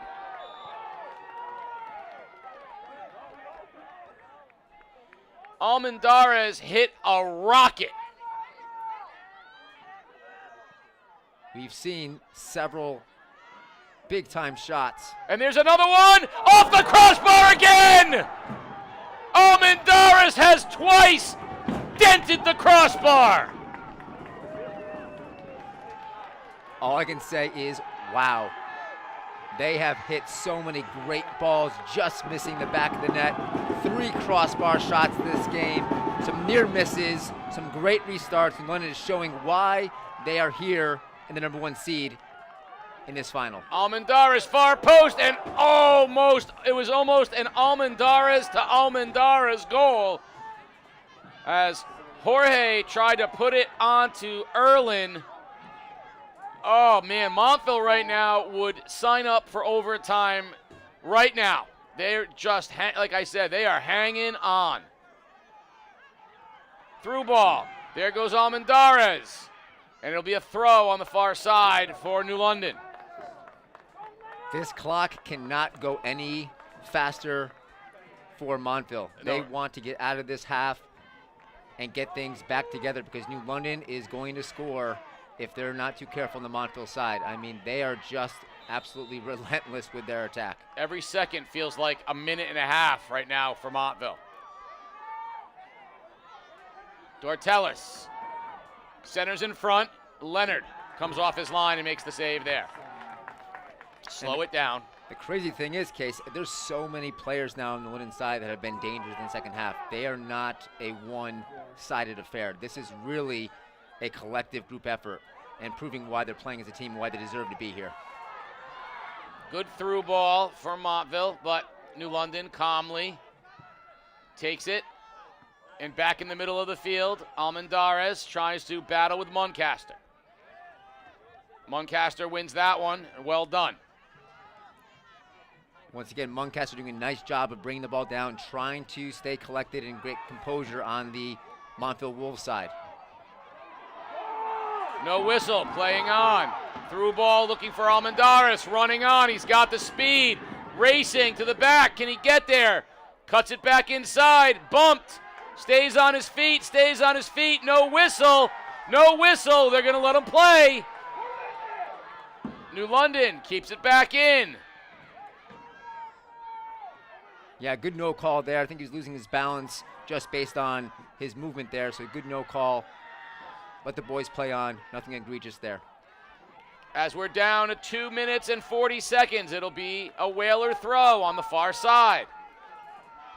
Right now, Montville like a fighter on the ropes, just trying to get to the whistle, to the bell. Hockdorfer, nice touch, but it will be a Whaler throw. Churis. And I think if anything, Churis, who has been so unselfish, might need to try to get one onto the frame himself soon. Yeah, you know, if he gets daylight in that left foot, he can definitely put a ball in the back of the net, but he's definitely seen the field really well and found some players in good positions. But I do love how he's really gotten himself involved as an impact player in the second half. New London has been just getting to every ball ahead of the Wolves. Montville just trying right now to just mount something, anything. Sanchez Duenas cuts it with the right foot. Centers, far post. Almendarez, ground ball deflected, and that'll be a corner kick for New London with 1:20 remaining. Jorge Almendarez will take the corner kick. Almendarez with that big right foot will look to hook this ball in on an in-swinger. A lot of yellow shirts in the box. High arcer to the 18. Head ball goes out off of the other Almendarez, and it will be a goal kick for Montville. 1 minute remaining. 1 minute. Under a minute. It feels like we're headed to overtime, but not yet. Back in. Tapped out. Left foot. Almendarez. Who's going to get the shot off? Will Churis get open with a left foot? Almendaris trying to turn with a right foot. And a pop-up, and that goes over the goal, and that might be enough to let Montville take their time. 30 seconds, it will be 20 before they kick this one away. Montville just scrambling in the back end, just kind of fighting for their lives here. To their credit, they did a nice job keeping the ball at the back of the net, but New London has been super lethal. I mean, how many crossbars have they hit? How many restarts have they had? Absolutely brutal on the attack. Montville very lucky to be still tied. It's fitting. The clock strikes 0. We are going to go to overtime. We'll come back, set up the overtime rules, and let everybody know what to expect. New London 2, Montville 2. We'll be back. You're watching Game Day live on theday.com. Here at Game Day, we're proud to bring you unrivaled video coverage of local high school sports, all of it free for you to watch. These videos are not free for us to produce them. If you'd like to ensure that we can keep covering your school and your teams, there's a few ways that you can support us. Hit up our merch store and pick up some Game Day gear in your school colors. Our camera operators are always looking for those shirts and hoodies in the crowd, and you may see yourself on our next live stream. We get a lot of support from businesses in our community. And if you'd like to join them as a sponsor, send us a message and we can connect you with our advertising staff. Finally, The Day is the organization behind everything we do here at Game Day. If you want to support The Day's community journalism, consider a print or digital subscription at theday.com/subscribe. Communities that are no longer covered by local newspapers become news deserts that lack journalists providing government oversight and access to quality information. The Day is committed to providing comprehensive news coverage in every town in southeastern Connecticut, but we've had to scale back coverage in some towns, including Ledyard and North Stonington, due to market forces affecting local news companies around the country.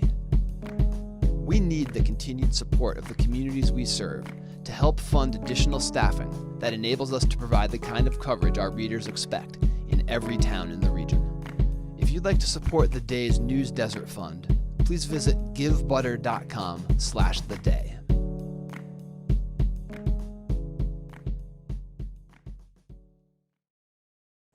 Last year, Waterford senior number 4 on the grade 8, the Olympico kick. I'm here with Cam Dickinson. I don't think she can pull it off. It looks way too hard. I think it was a fluke. Get it done. I got it.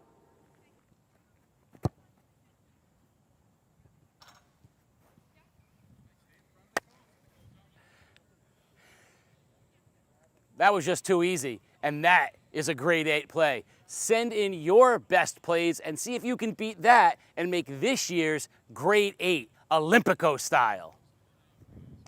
Relive a century of history from the perspective of southeastern Connecticut with the new hardcover book, Front Page News, A Century of Big Stories in the Day, 1881 to 1981.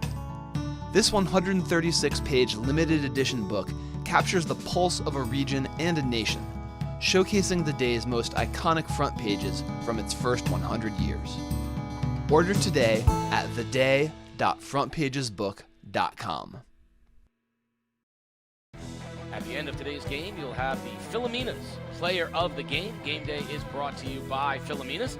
It's always Game Day at Philomenas, southeastern Connecticut's go-to destination for events, fine food, and great atmosphere. Offering an all-new brunch menu, wing and drink specials, and live music, Philomenas provides the premier atmosphere for viewing all of your college and pro football. Stop in and see Mike or Sarah sit at the brand-new bar, or reserve your party in one of 3 private dining areas. The Division II Boys Championship in soccer here in the ECC is heading to overtime. The overtime rules are simple. It is golden goal. What does that mean is first team to score a goal wins. They have 10 minutes for the first period, another 10 minutes for the second period if no one scores. If no one scores in either of those 2, it will go to 5 penalty kicks apiece. What is significant about this is Montville has the wind. They did not, and there's an early whistle as Keenan got fouled, and so Montville will have a set piece in a dangerous spot. at the 15-yard line. It's only 25 yards out. This is absolutely a chance for Montville right off the start of overtime to go back-to-back as champions. Amaya moving his two teammates over. He's going to play far side almost all the way to the far post. Klusik, line drive, ball in front. Whalers will try to clear. The Whalers, who dominated possession in the second half like we have not seen in a championship before, did it with the wind. They are into the wind, and with the wind, Montville won the first half, 1-0. Can the Whalers continue the momentum that they have had? Looks like they're going to get a corner kick right off the rip here, and that will be a chance, a set piece for New London.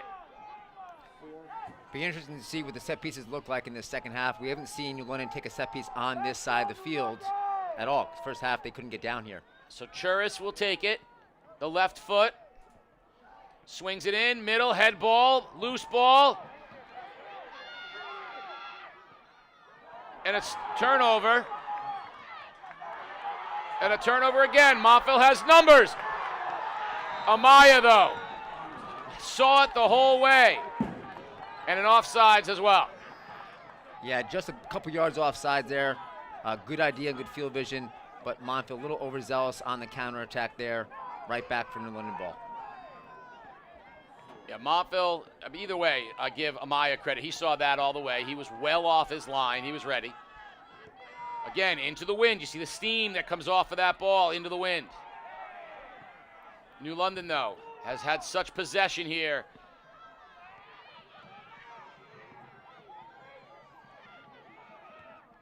Playing it out. Portales to Rivera. Back to Portales. Almendarez. Good job settling it.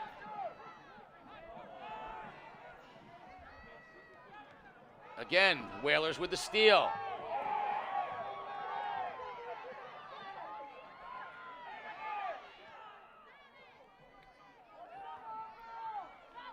One touch. Poked out. Nice toe poke. Line drive, and Leonard, you can see again, though, the wind knocks it down. You know, against the wind, but still send New London from that second half. They're still possessing the ball well, keeping the ball pressured into New London, into Montville territory, rather. Really, just I think it's the work rate that New London is having in this second half and this first overtime. They're just continually in the back pocket of Montville whenever they receive the ball, putting balls back in dangerous spots. Be a throw in for New London on the far side as we're down to 6.5 minutes remaining here in period one. You know, we saw some cramping, you know, in that second half, and now we're entering overtime, so don't be surprised if you see some fatigue, you know, set in. That could result in some, you know, momentum changers for either side here. I mean, Montville was just under so much pressure in that second half. You got to think there's some fatigue involved there, trying to weather that storm for so long.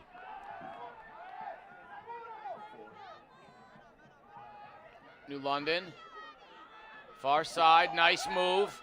Whalers possess down the sideline, and that'll be a Montville throw. Whalers very comfortable down this right side in this first overtime. You haven't seen much switching going on in this first overtime. We'd like to see them create some space again, because once again, it makes it easy to defend if you're very one-dimensional. With their creativity, you would hope that they would try to move the ball a little bit more east to west.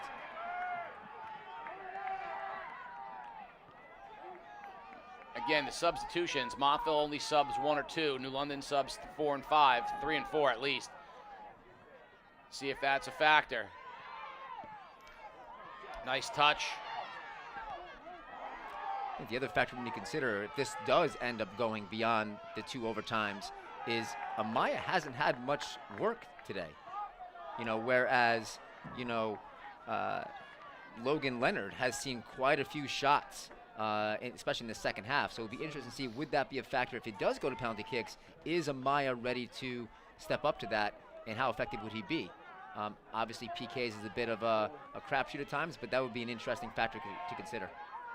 So I think right now with 4.5 minutes remaining, New London has an advantage over Montville, but I would call it like a 55-45. If we get to a second overtime period and the wind switches and New London has the win, I have them as a 75-25 favorite. If, however, we go to PKs, I think it goes back to 55-45 New London because of exactly what you just said. Whistle against the Whalers. Montville going to try to transition quickly. Keenan tries to hit a through ball. Can't get there. Muncaster comes up. That's not a bad idea, though, Casey. I like the direct style there. If he can split those defenders maybe 2 yards more to his left, that could be a great, fantastic opportunity for Montville. So I like the mix there. Montville needs to try to make that ball do some of this work here because they've just been sitting in the back so long. I think Montville has to recognize that they have the wind and take advantage of it because once it switches, they're at a decided disadvantage. So they got to be able to, they've got to hit some balls from deep. They've got to use the wind and put something on frame. Well, especially with Amaya really kind of being untested, right? He hasn't seen much action, so, it's cold out there, right? So if you hit a ball, that might prevent him from reacting to it, and potentially you could put one in the back of the net. But yeah, you're right. Take advantage of the side of the field that you have right now. Here's a chance for New London. Point blank shot, and it just goes wide. Best opportunity in overtime for either team. And so now you see the crowd filling in, right? So now you have the fans of New London, of Montville, of East Lyme, of Woodstock, and this becomes the atmosphere of championship soccer. In the game for New London, number 17, Theory will get it.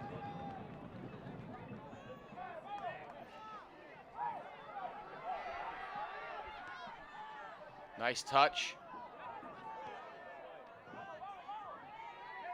Whalers again dominating possession, running on to every ball. Montville sticking with that very tactical possession style offense, not getting away from their game plan. I think that's smart on their end. You play too direct, it's just going to go into the back line of New London. They're going to play it right back in. So continue playing the style that's gotten you this far this season. Under 2 minutes remaining in the first overtime. Steele in the Whalers' end.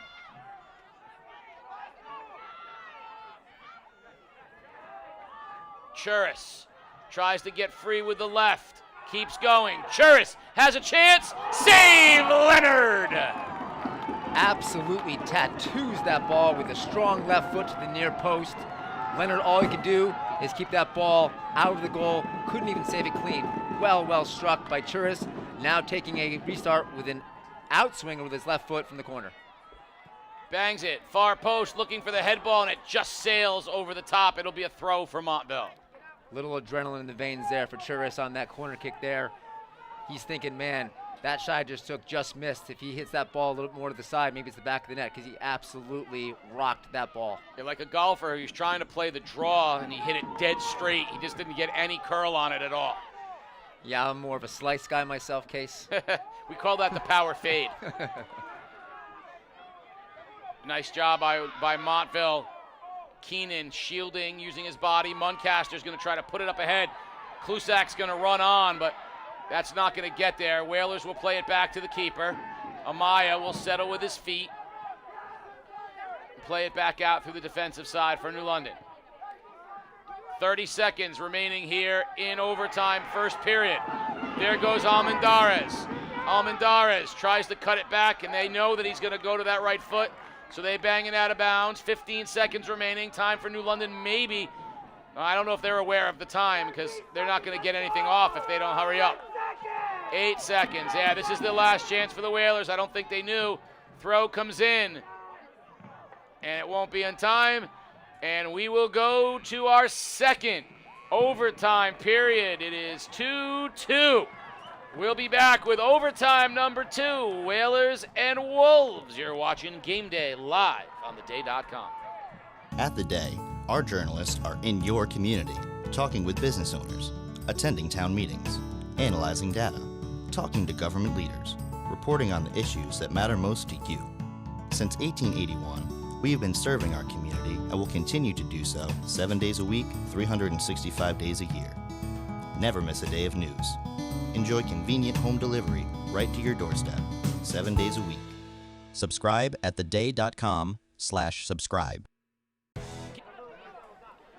Overtime number 2. Now, I had said now when New London gets the wind, which they now have, that they become a 75-25 favorite here in this overtime. So if Montville can survive this overtime and get to PKs, I think it's a win.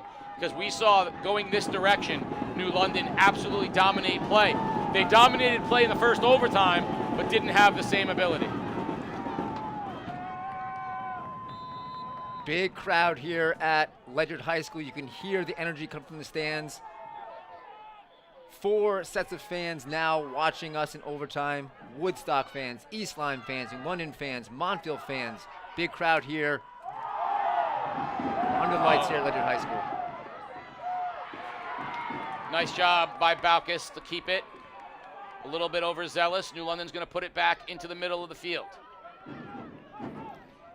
Give credit to Montville, though, Case. They've done a better job in overtime, kind of trying to, create some possession. It was not nearly as dominant. New London was not nearly as dominant, rather, in overtime as they were in the second half. So Montville, being here before, has done a nice job of trying to maintain possession, playing the style of soccer that we're used to seeing. I'd like to remind fans at the conclusion of tonight's game to please stay outside the fenced area. New London with the throw. 9 minutes remaining here in the second overtime. Let's see if New London gets the ball back to the outside or if they're going to play through the middle and Churis. They go outside.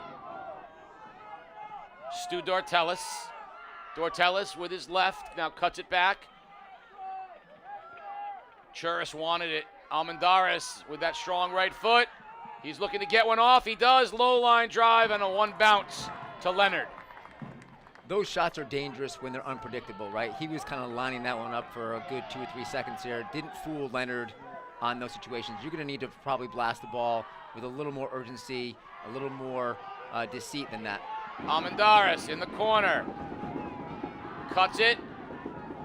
And a nice defensive job by the Wolves, keeping it in New London. And they'll get the ball back in the middle of the field, play it back through the defense. Switching fields. Playing it out to Lordia. Sanchez Duenas. Sanchez Duenas cuts in and tries to use his right foot. Nice poke from the Wolves. Heavy touch there, a little heavy touch. Allowed Montville to poke that ball away. Case, I think you'll see as time winds down here, you'll see teams be a little bit less aggressive, less risky, because they don't want to give up a goal in the waning minutes of this overtime. Not that they're looking to play penalties, but they don't want to lose it in regulation of this overtime here. So it'll be interesting to see as things get below 5 minutes how that structure might change. Whalers have been pressuring and pressuring and pressuring. Entering the game for New London's number 2, Carlos Valle-Hosas. Whalers, a little miscommunication right there, turning it over to the Wolves. We saw this in the second half, right? A little bit of a miscue. Montville on a quick counterattack, and they end up scoring a goal. Far post, no one there. Amaya is going to come out. He's going to take it, quickly transition. I like that. Yeah, that's great distribution by Amaya there. He could have chose to boot that ball, but he wanted to try to maintain possession. Slight miscue by New London, but I do like the distribution, bowling the ball on the ground to New London feet. Throw in will be taken by Bowman. Bowman throws to the outside shoulder of Baucus. Baucus, left foot, slide tackle, and they're going to say off of New London, so that should be a corner. Yeah, I think the ball was touched out by New London before Baucus got that second attempt in for the cross. Montville corner. So Montville is pretty deceptive on these corners. They always do a good job of Coach Gillette coaching them up on set pieces. So it would be interesting to see what they have planned for this set piece in the final minutes. This is how they scored their first goal, on said set piece. And a nice low line drive from Balkus, but Amaya was right there. Yeah, good mix in the corner, playing it short, top of the 18 for a right-footed shot there. They had that situation happen in the first half and were successful. Montville always has a pretty good mindset when it comes to set pieces. Montville doing a better job with the wind against them than they had in the previous time, maintaining some possession. That was there, at least ate up some time for them with a chance to score, which they did not really have the previous time they were into the wind. Yeah, you can see they're a little bit more composed in this second overtime and even the first overtime compared to the second half. Churis wants the ball. He's waiting for that left touch. Almendares had a chance. Montville well defended with Muncaster. It's a great ball into a tight window to an oncoming run. Montville, sturdy right there. Gets in front of it. Got to get bodies in front. Churis carries with the right foot. Carries with the right foot. Touches out. Sanchez Duenas. Centering ball.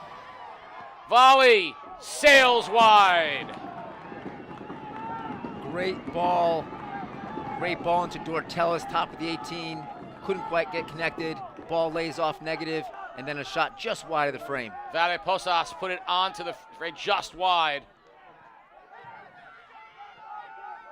New London again with the possession. There's Churis. Churis settles on his feet. They're not going to give him any room. He plays out wide. New London turning up the pressure again with the steal.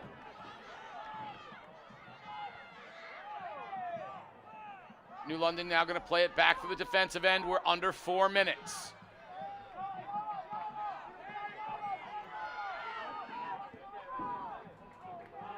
Down toward the corner it goes. Montville will let that roll, and they'll have the goal kick. I like the idea, though. They're trying to, diversify their attack again, which we didn't see much of that in the first overtime. They're very right-sided. Now they're kind of moving the ball more left to right, right to left. I do like the patience and composure of New London in the second overtime, and Montville definitely has done a better job of weathering the attack. Here's a chance for Montville. Through ball. One-on-one with the keeper. He comes out, slips, and goes wide. Balkus had a chance. It will be a corner for Montville.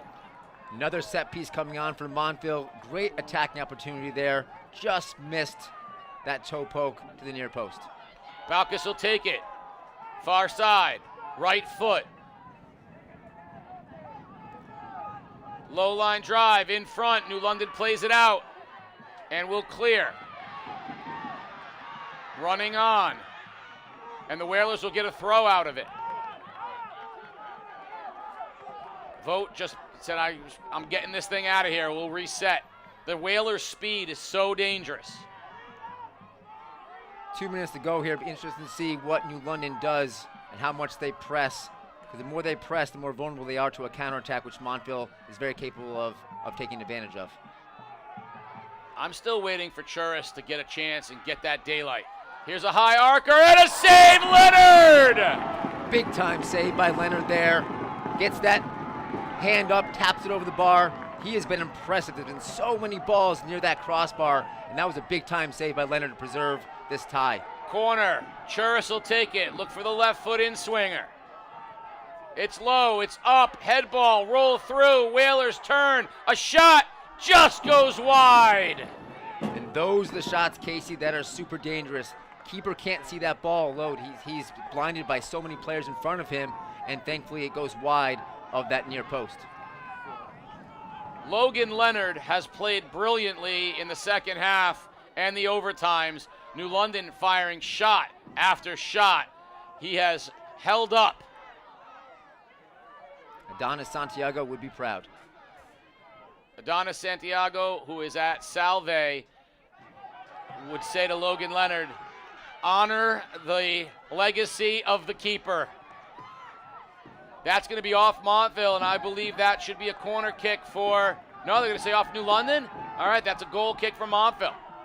As we're down to a minute. We're a minute away from a repeat of last year.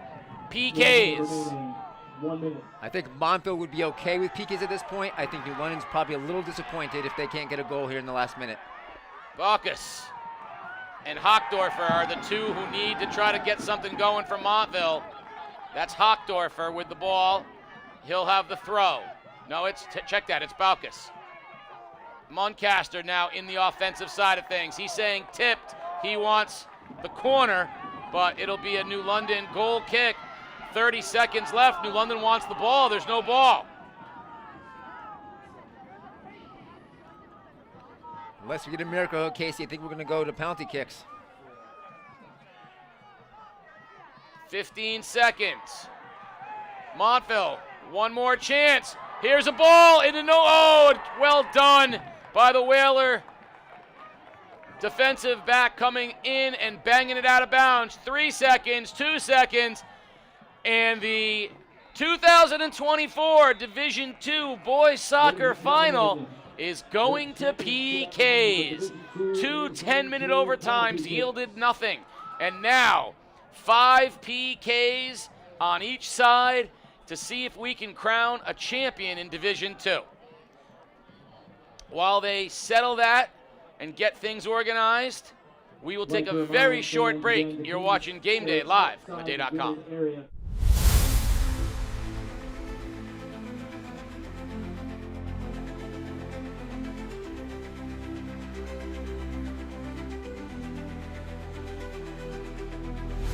It's almost here, baby. It's that time. Time to work. It's time to shine.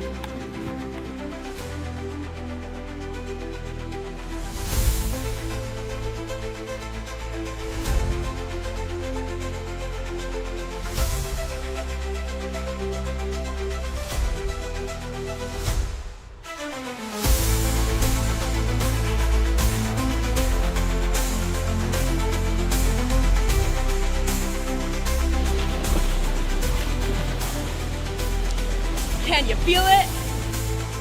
We got this. Here we go.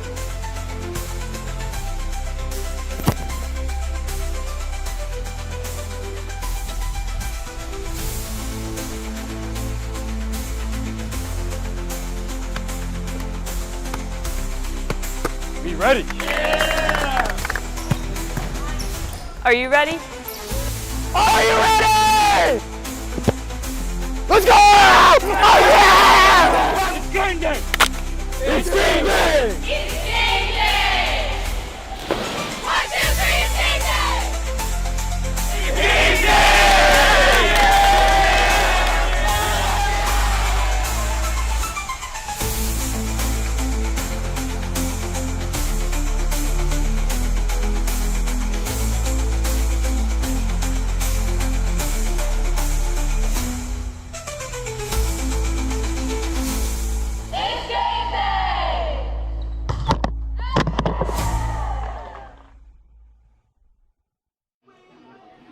The New London Whalers are trying to win the first ever ECC tournament championship in school history in boys soccer. To do so, they are going to have to defeat those guys, the defending champion Montville Wolves, and they're going to have to do it in penalty kicks.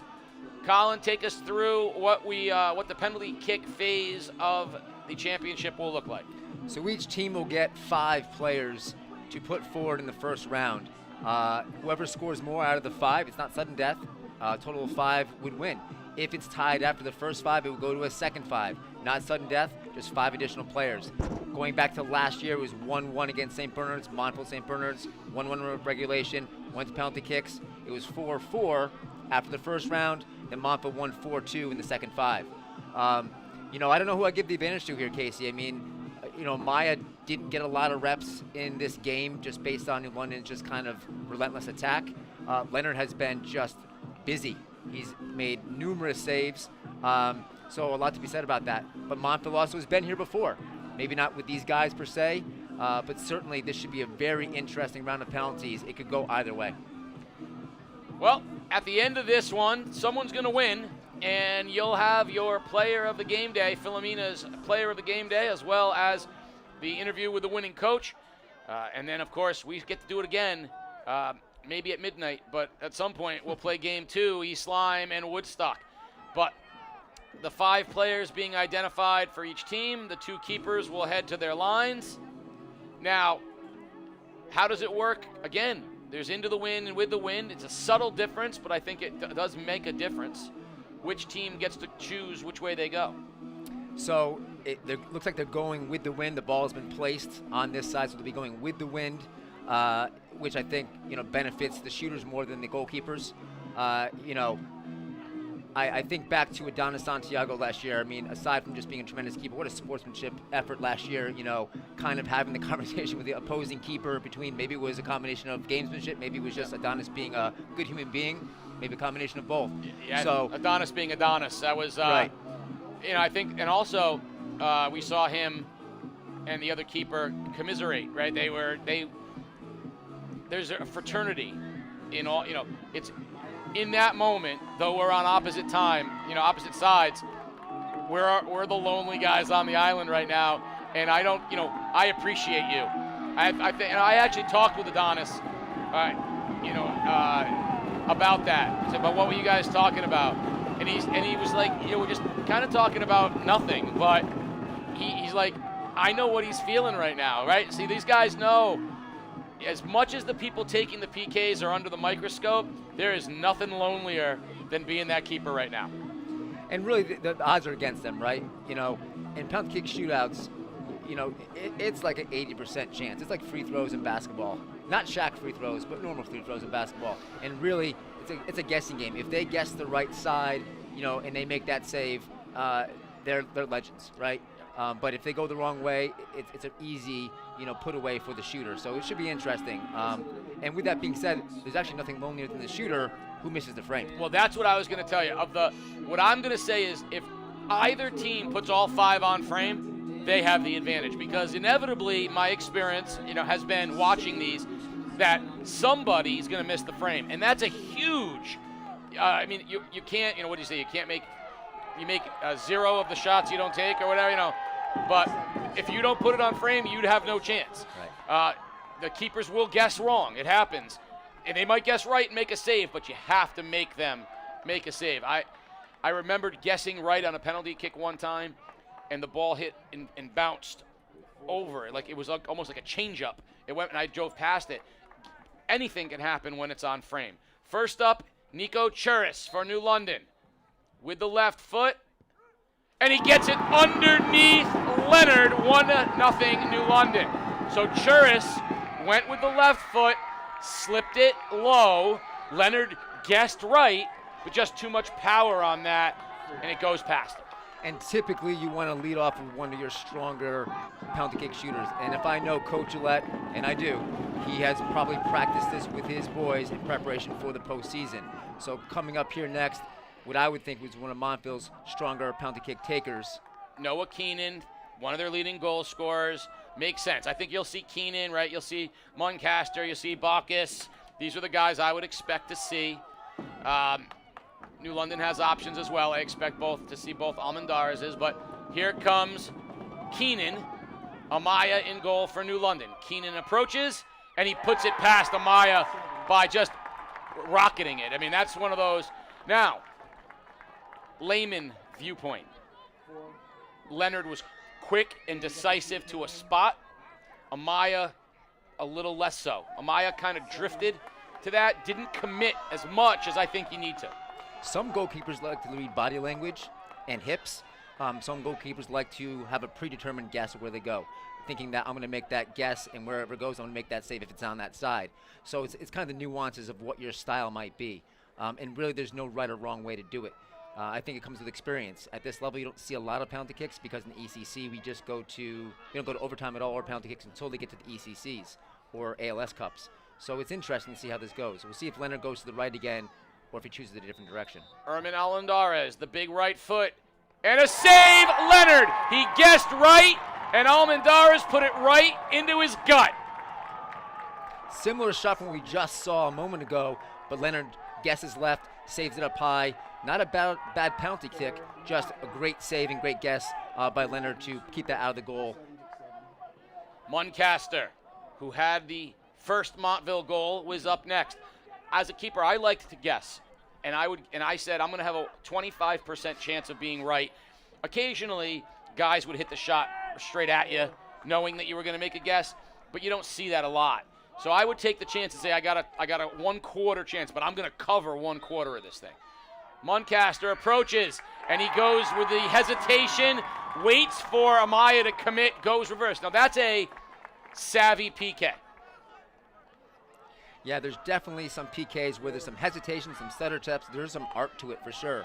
And if you know the keeper and their style, that would also lend your ability to put balls in the back of the net. And when you get to the pro level, you've seen a lot of that happen.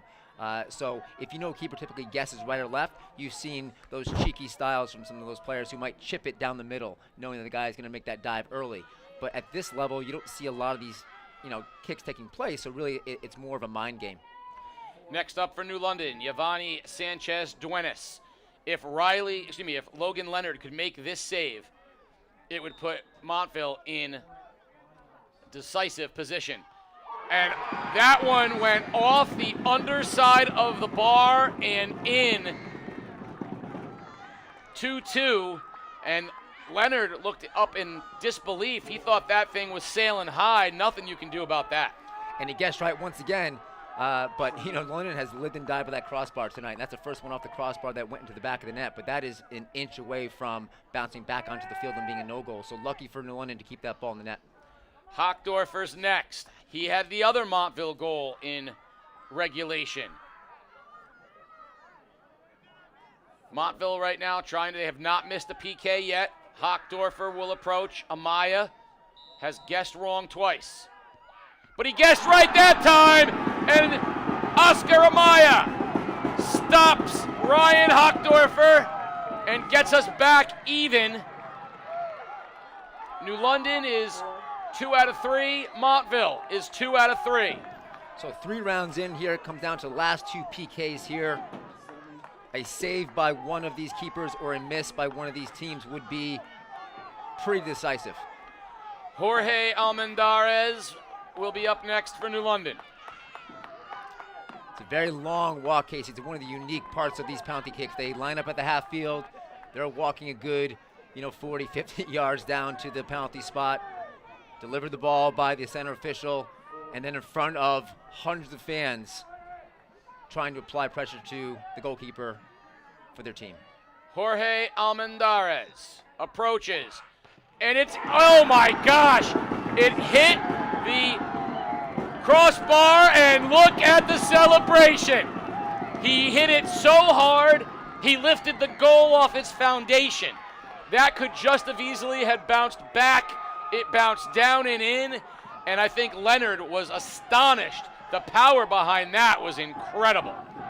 Once again, just like the last one, we're talking centimeters, an inch away from that ball bouncing out of the goal. Leonard has nothing to do about that. It's an unsavable ball. To his credit, he came close getting a hand on it, but just a great and lucky.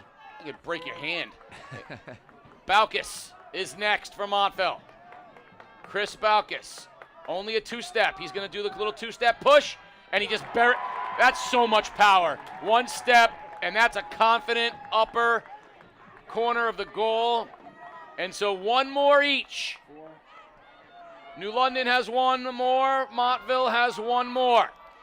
Those penalties that you've seen from 2 of New London and 1 from Baucus there from Montville, those are almost unsavable. Most keepers who guess left or right, it's that low ball they're looking for with the potential for, a ball maybe just above their torso. That upper 90 shot there with pace, really, really hard shot to save. And a sophomore, Kendry Rialpe Hurtado.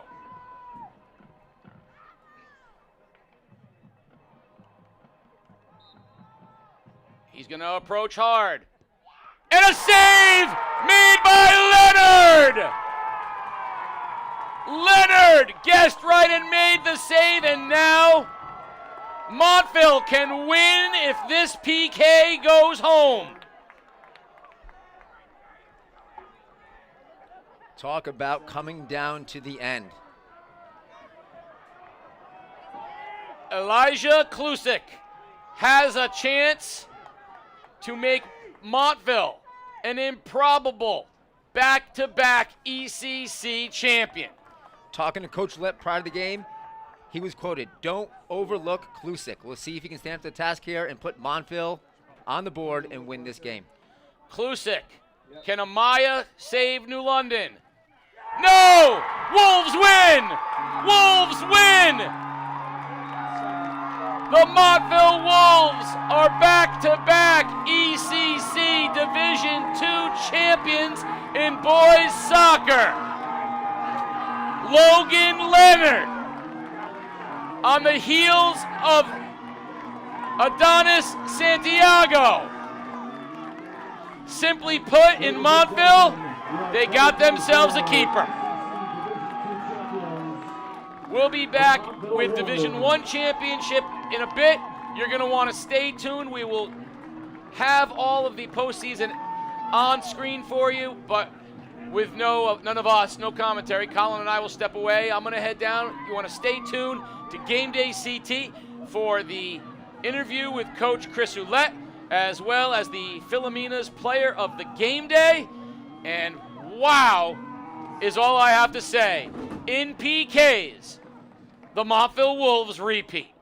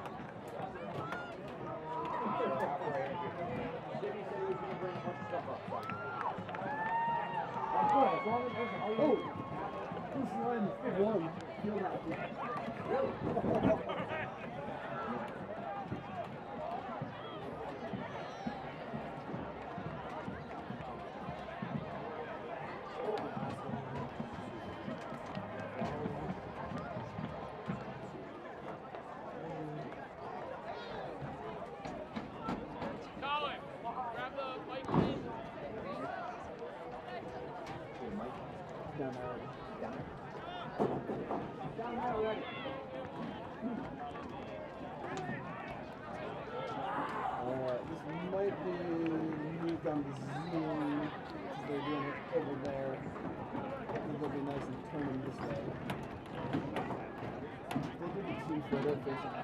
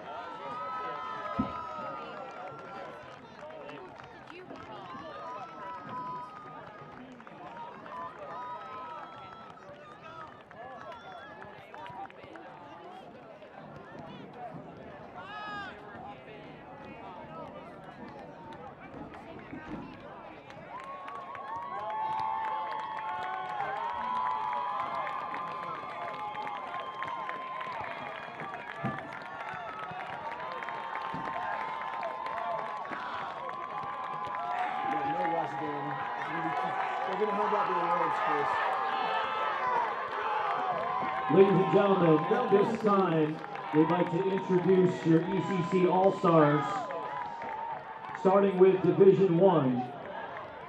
Your ECC Division 1 forwards from East Lyme, Callaway Scott. From Wyndham, Belkin Calchingo. And from Wyndham, Oscar Mendoza Soto. Your midfielders from East Lyme, Max Montejano. From Wyndham, Miguel Garcia. From Fitch, Hayden Chappell. And from Norwich Free Academy, Cole Gray. Your defenders.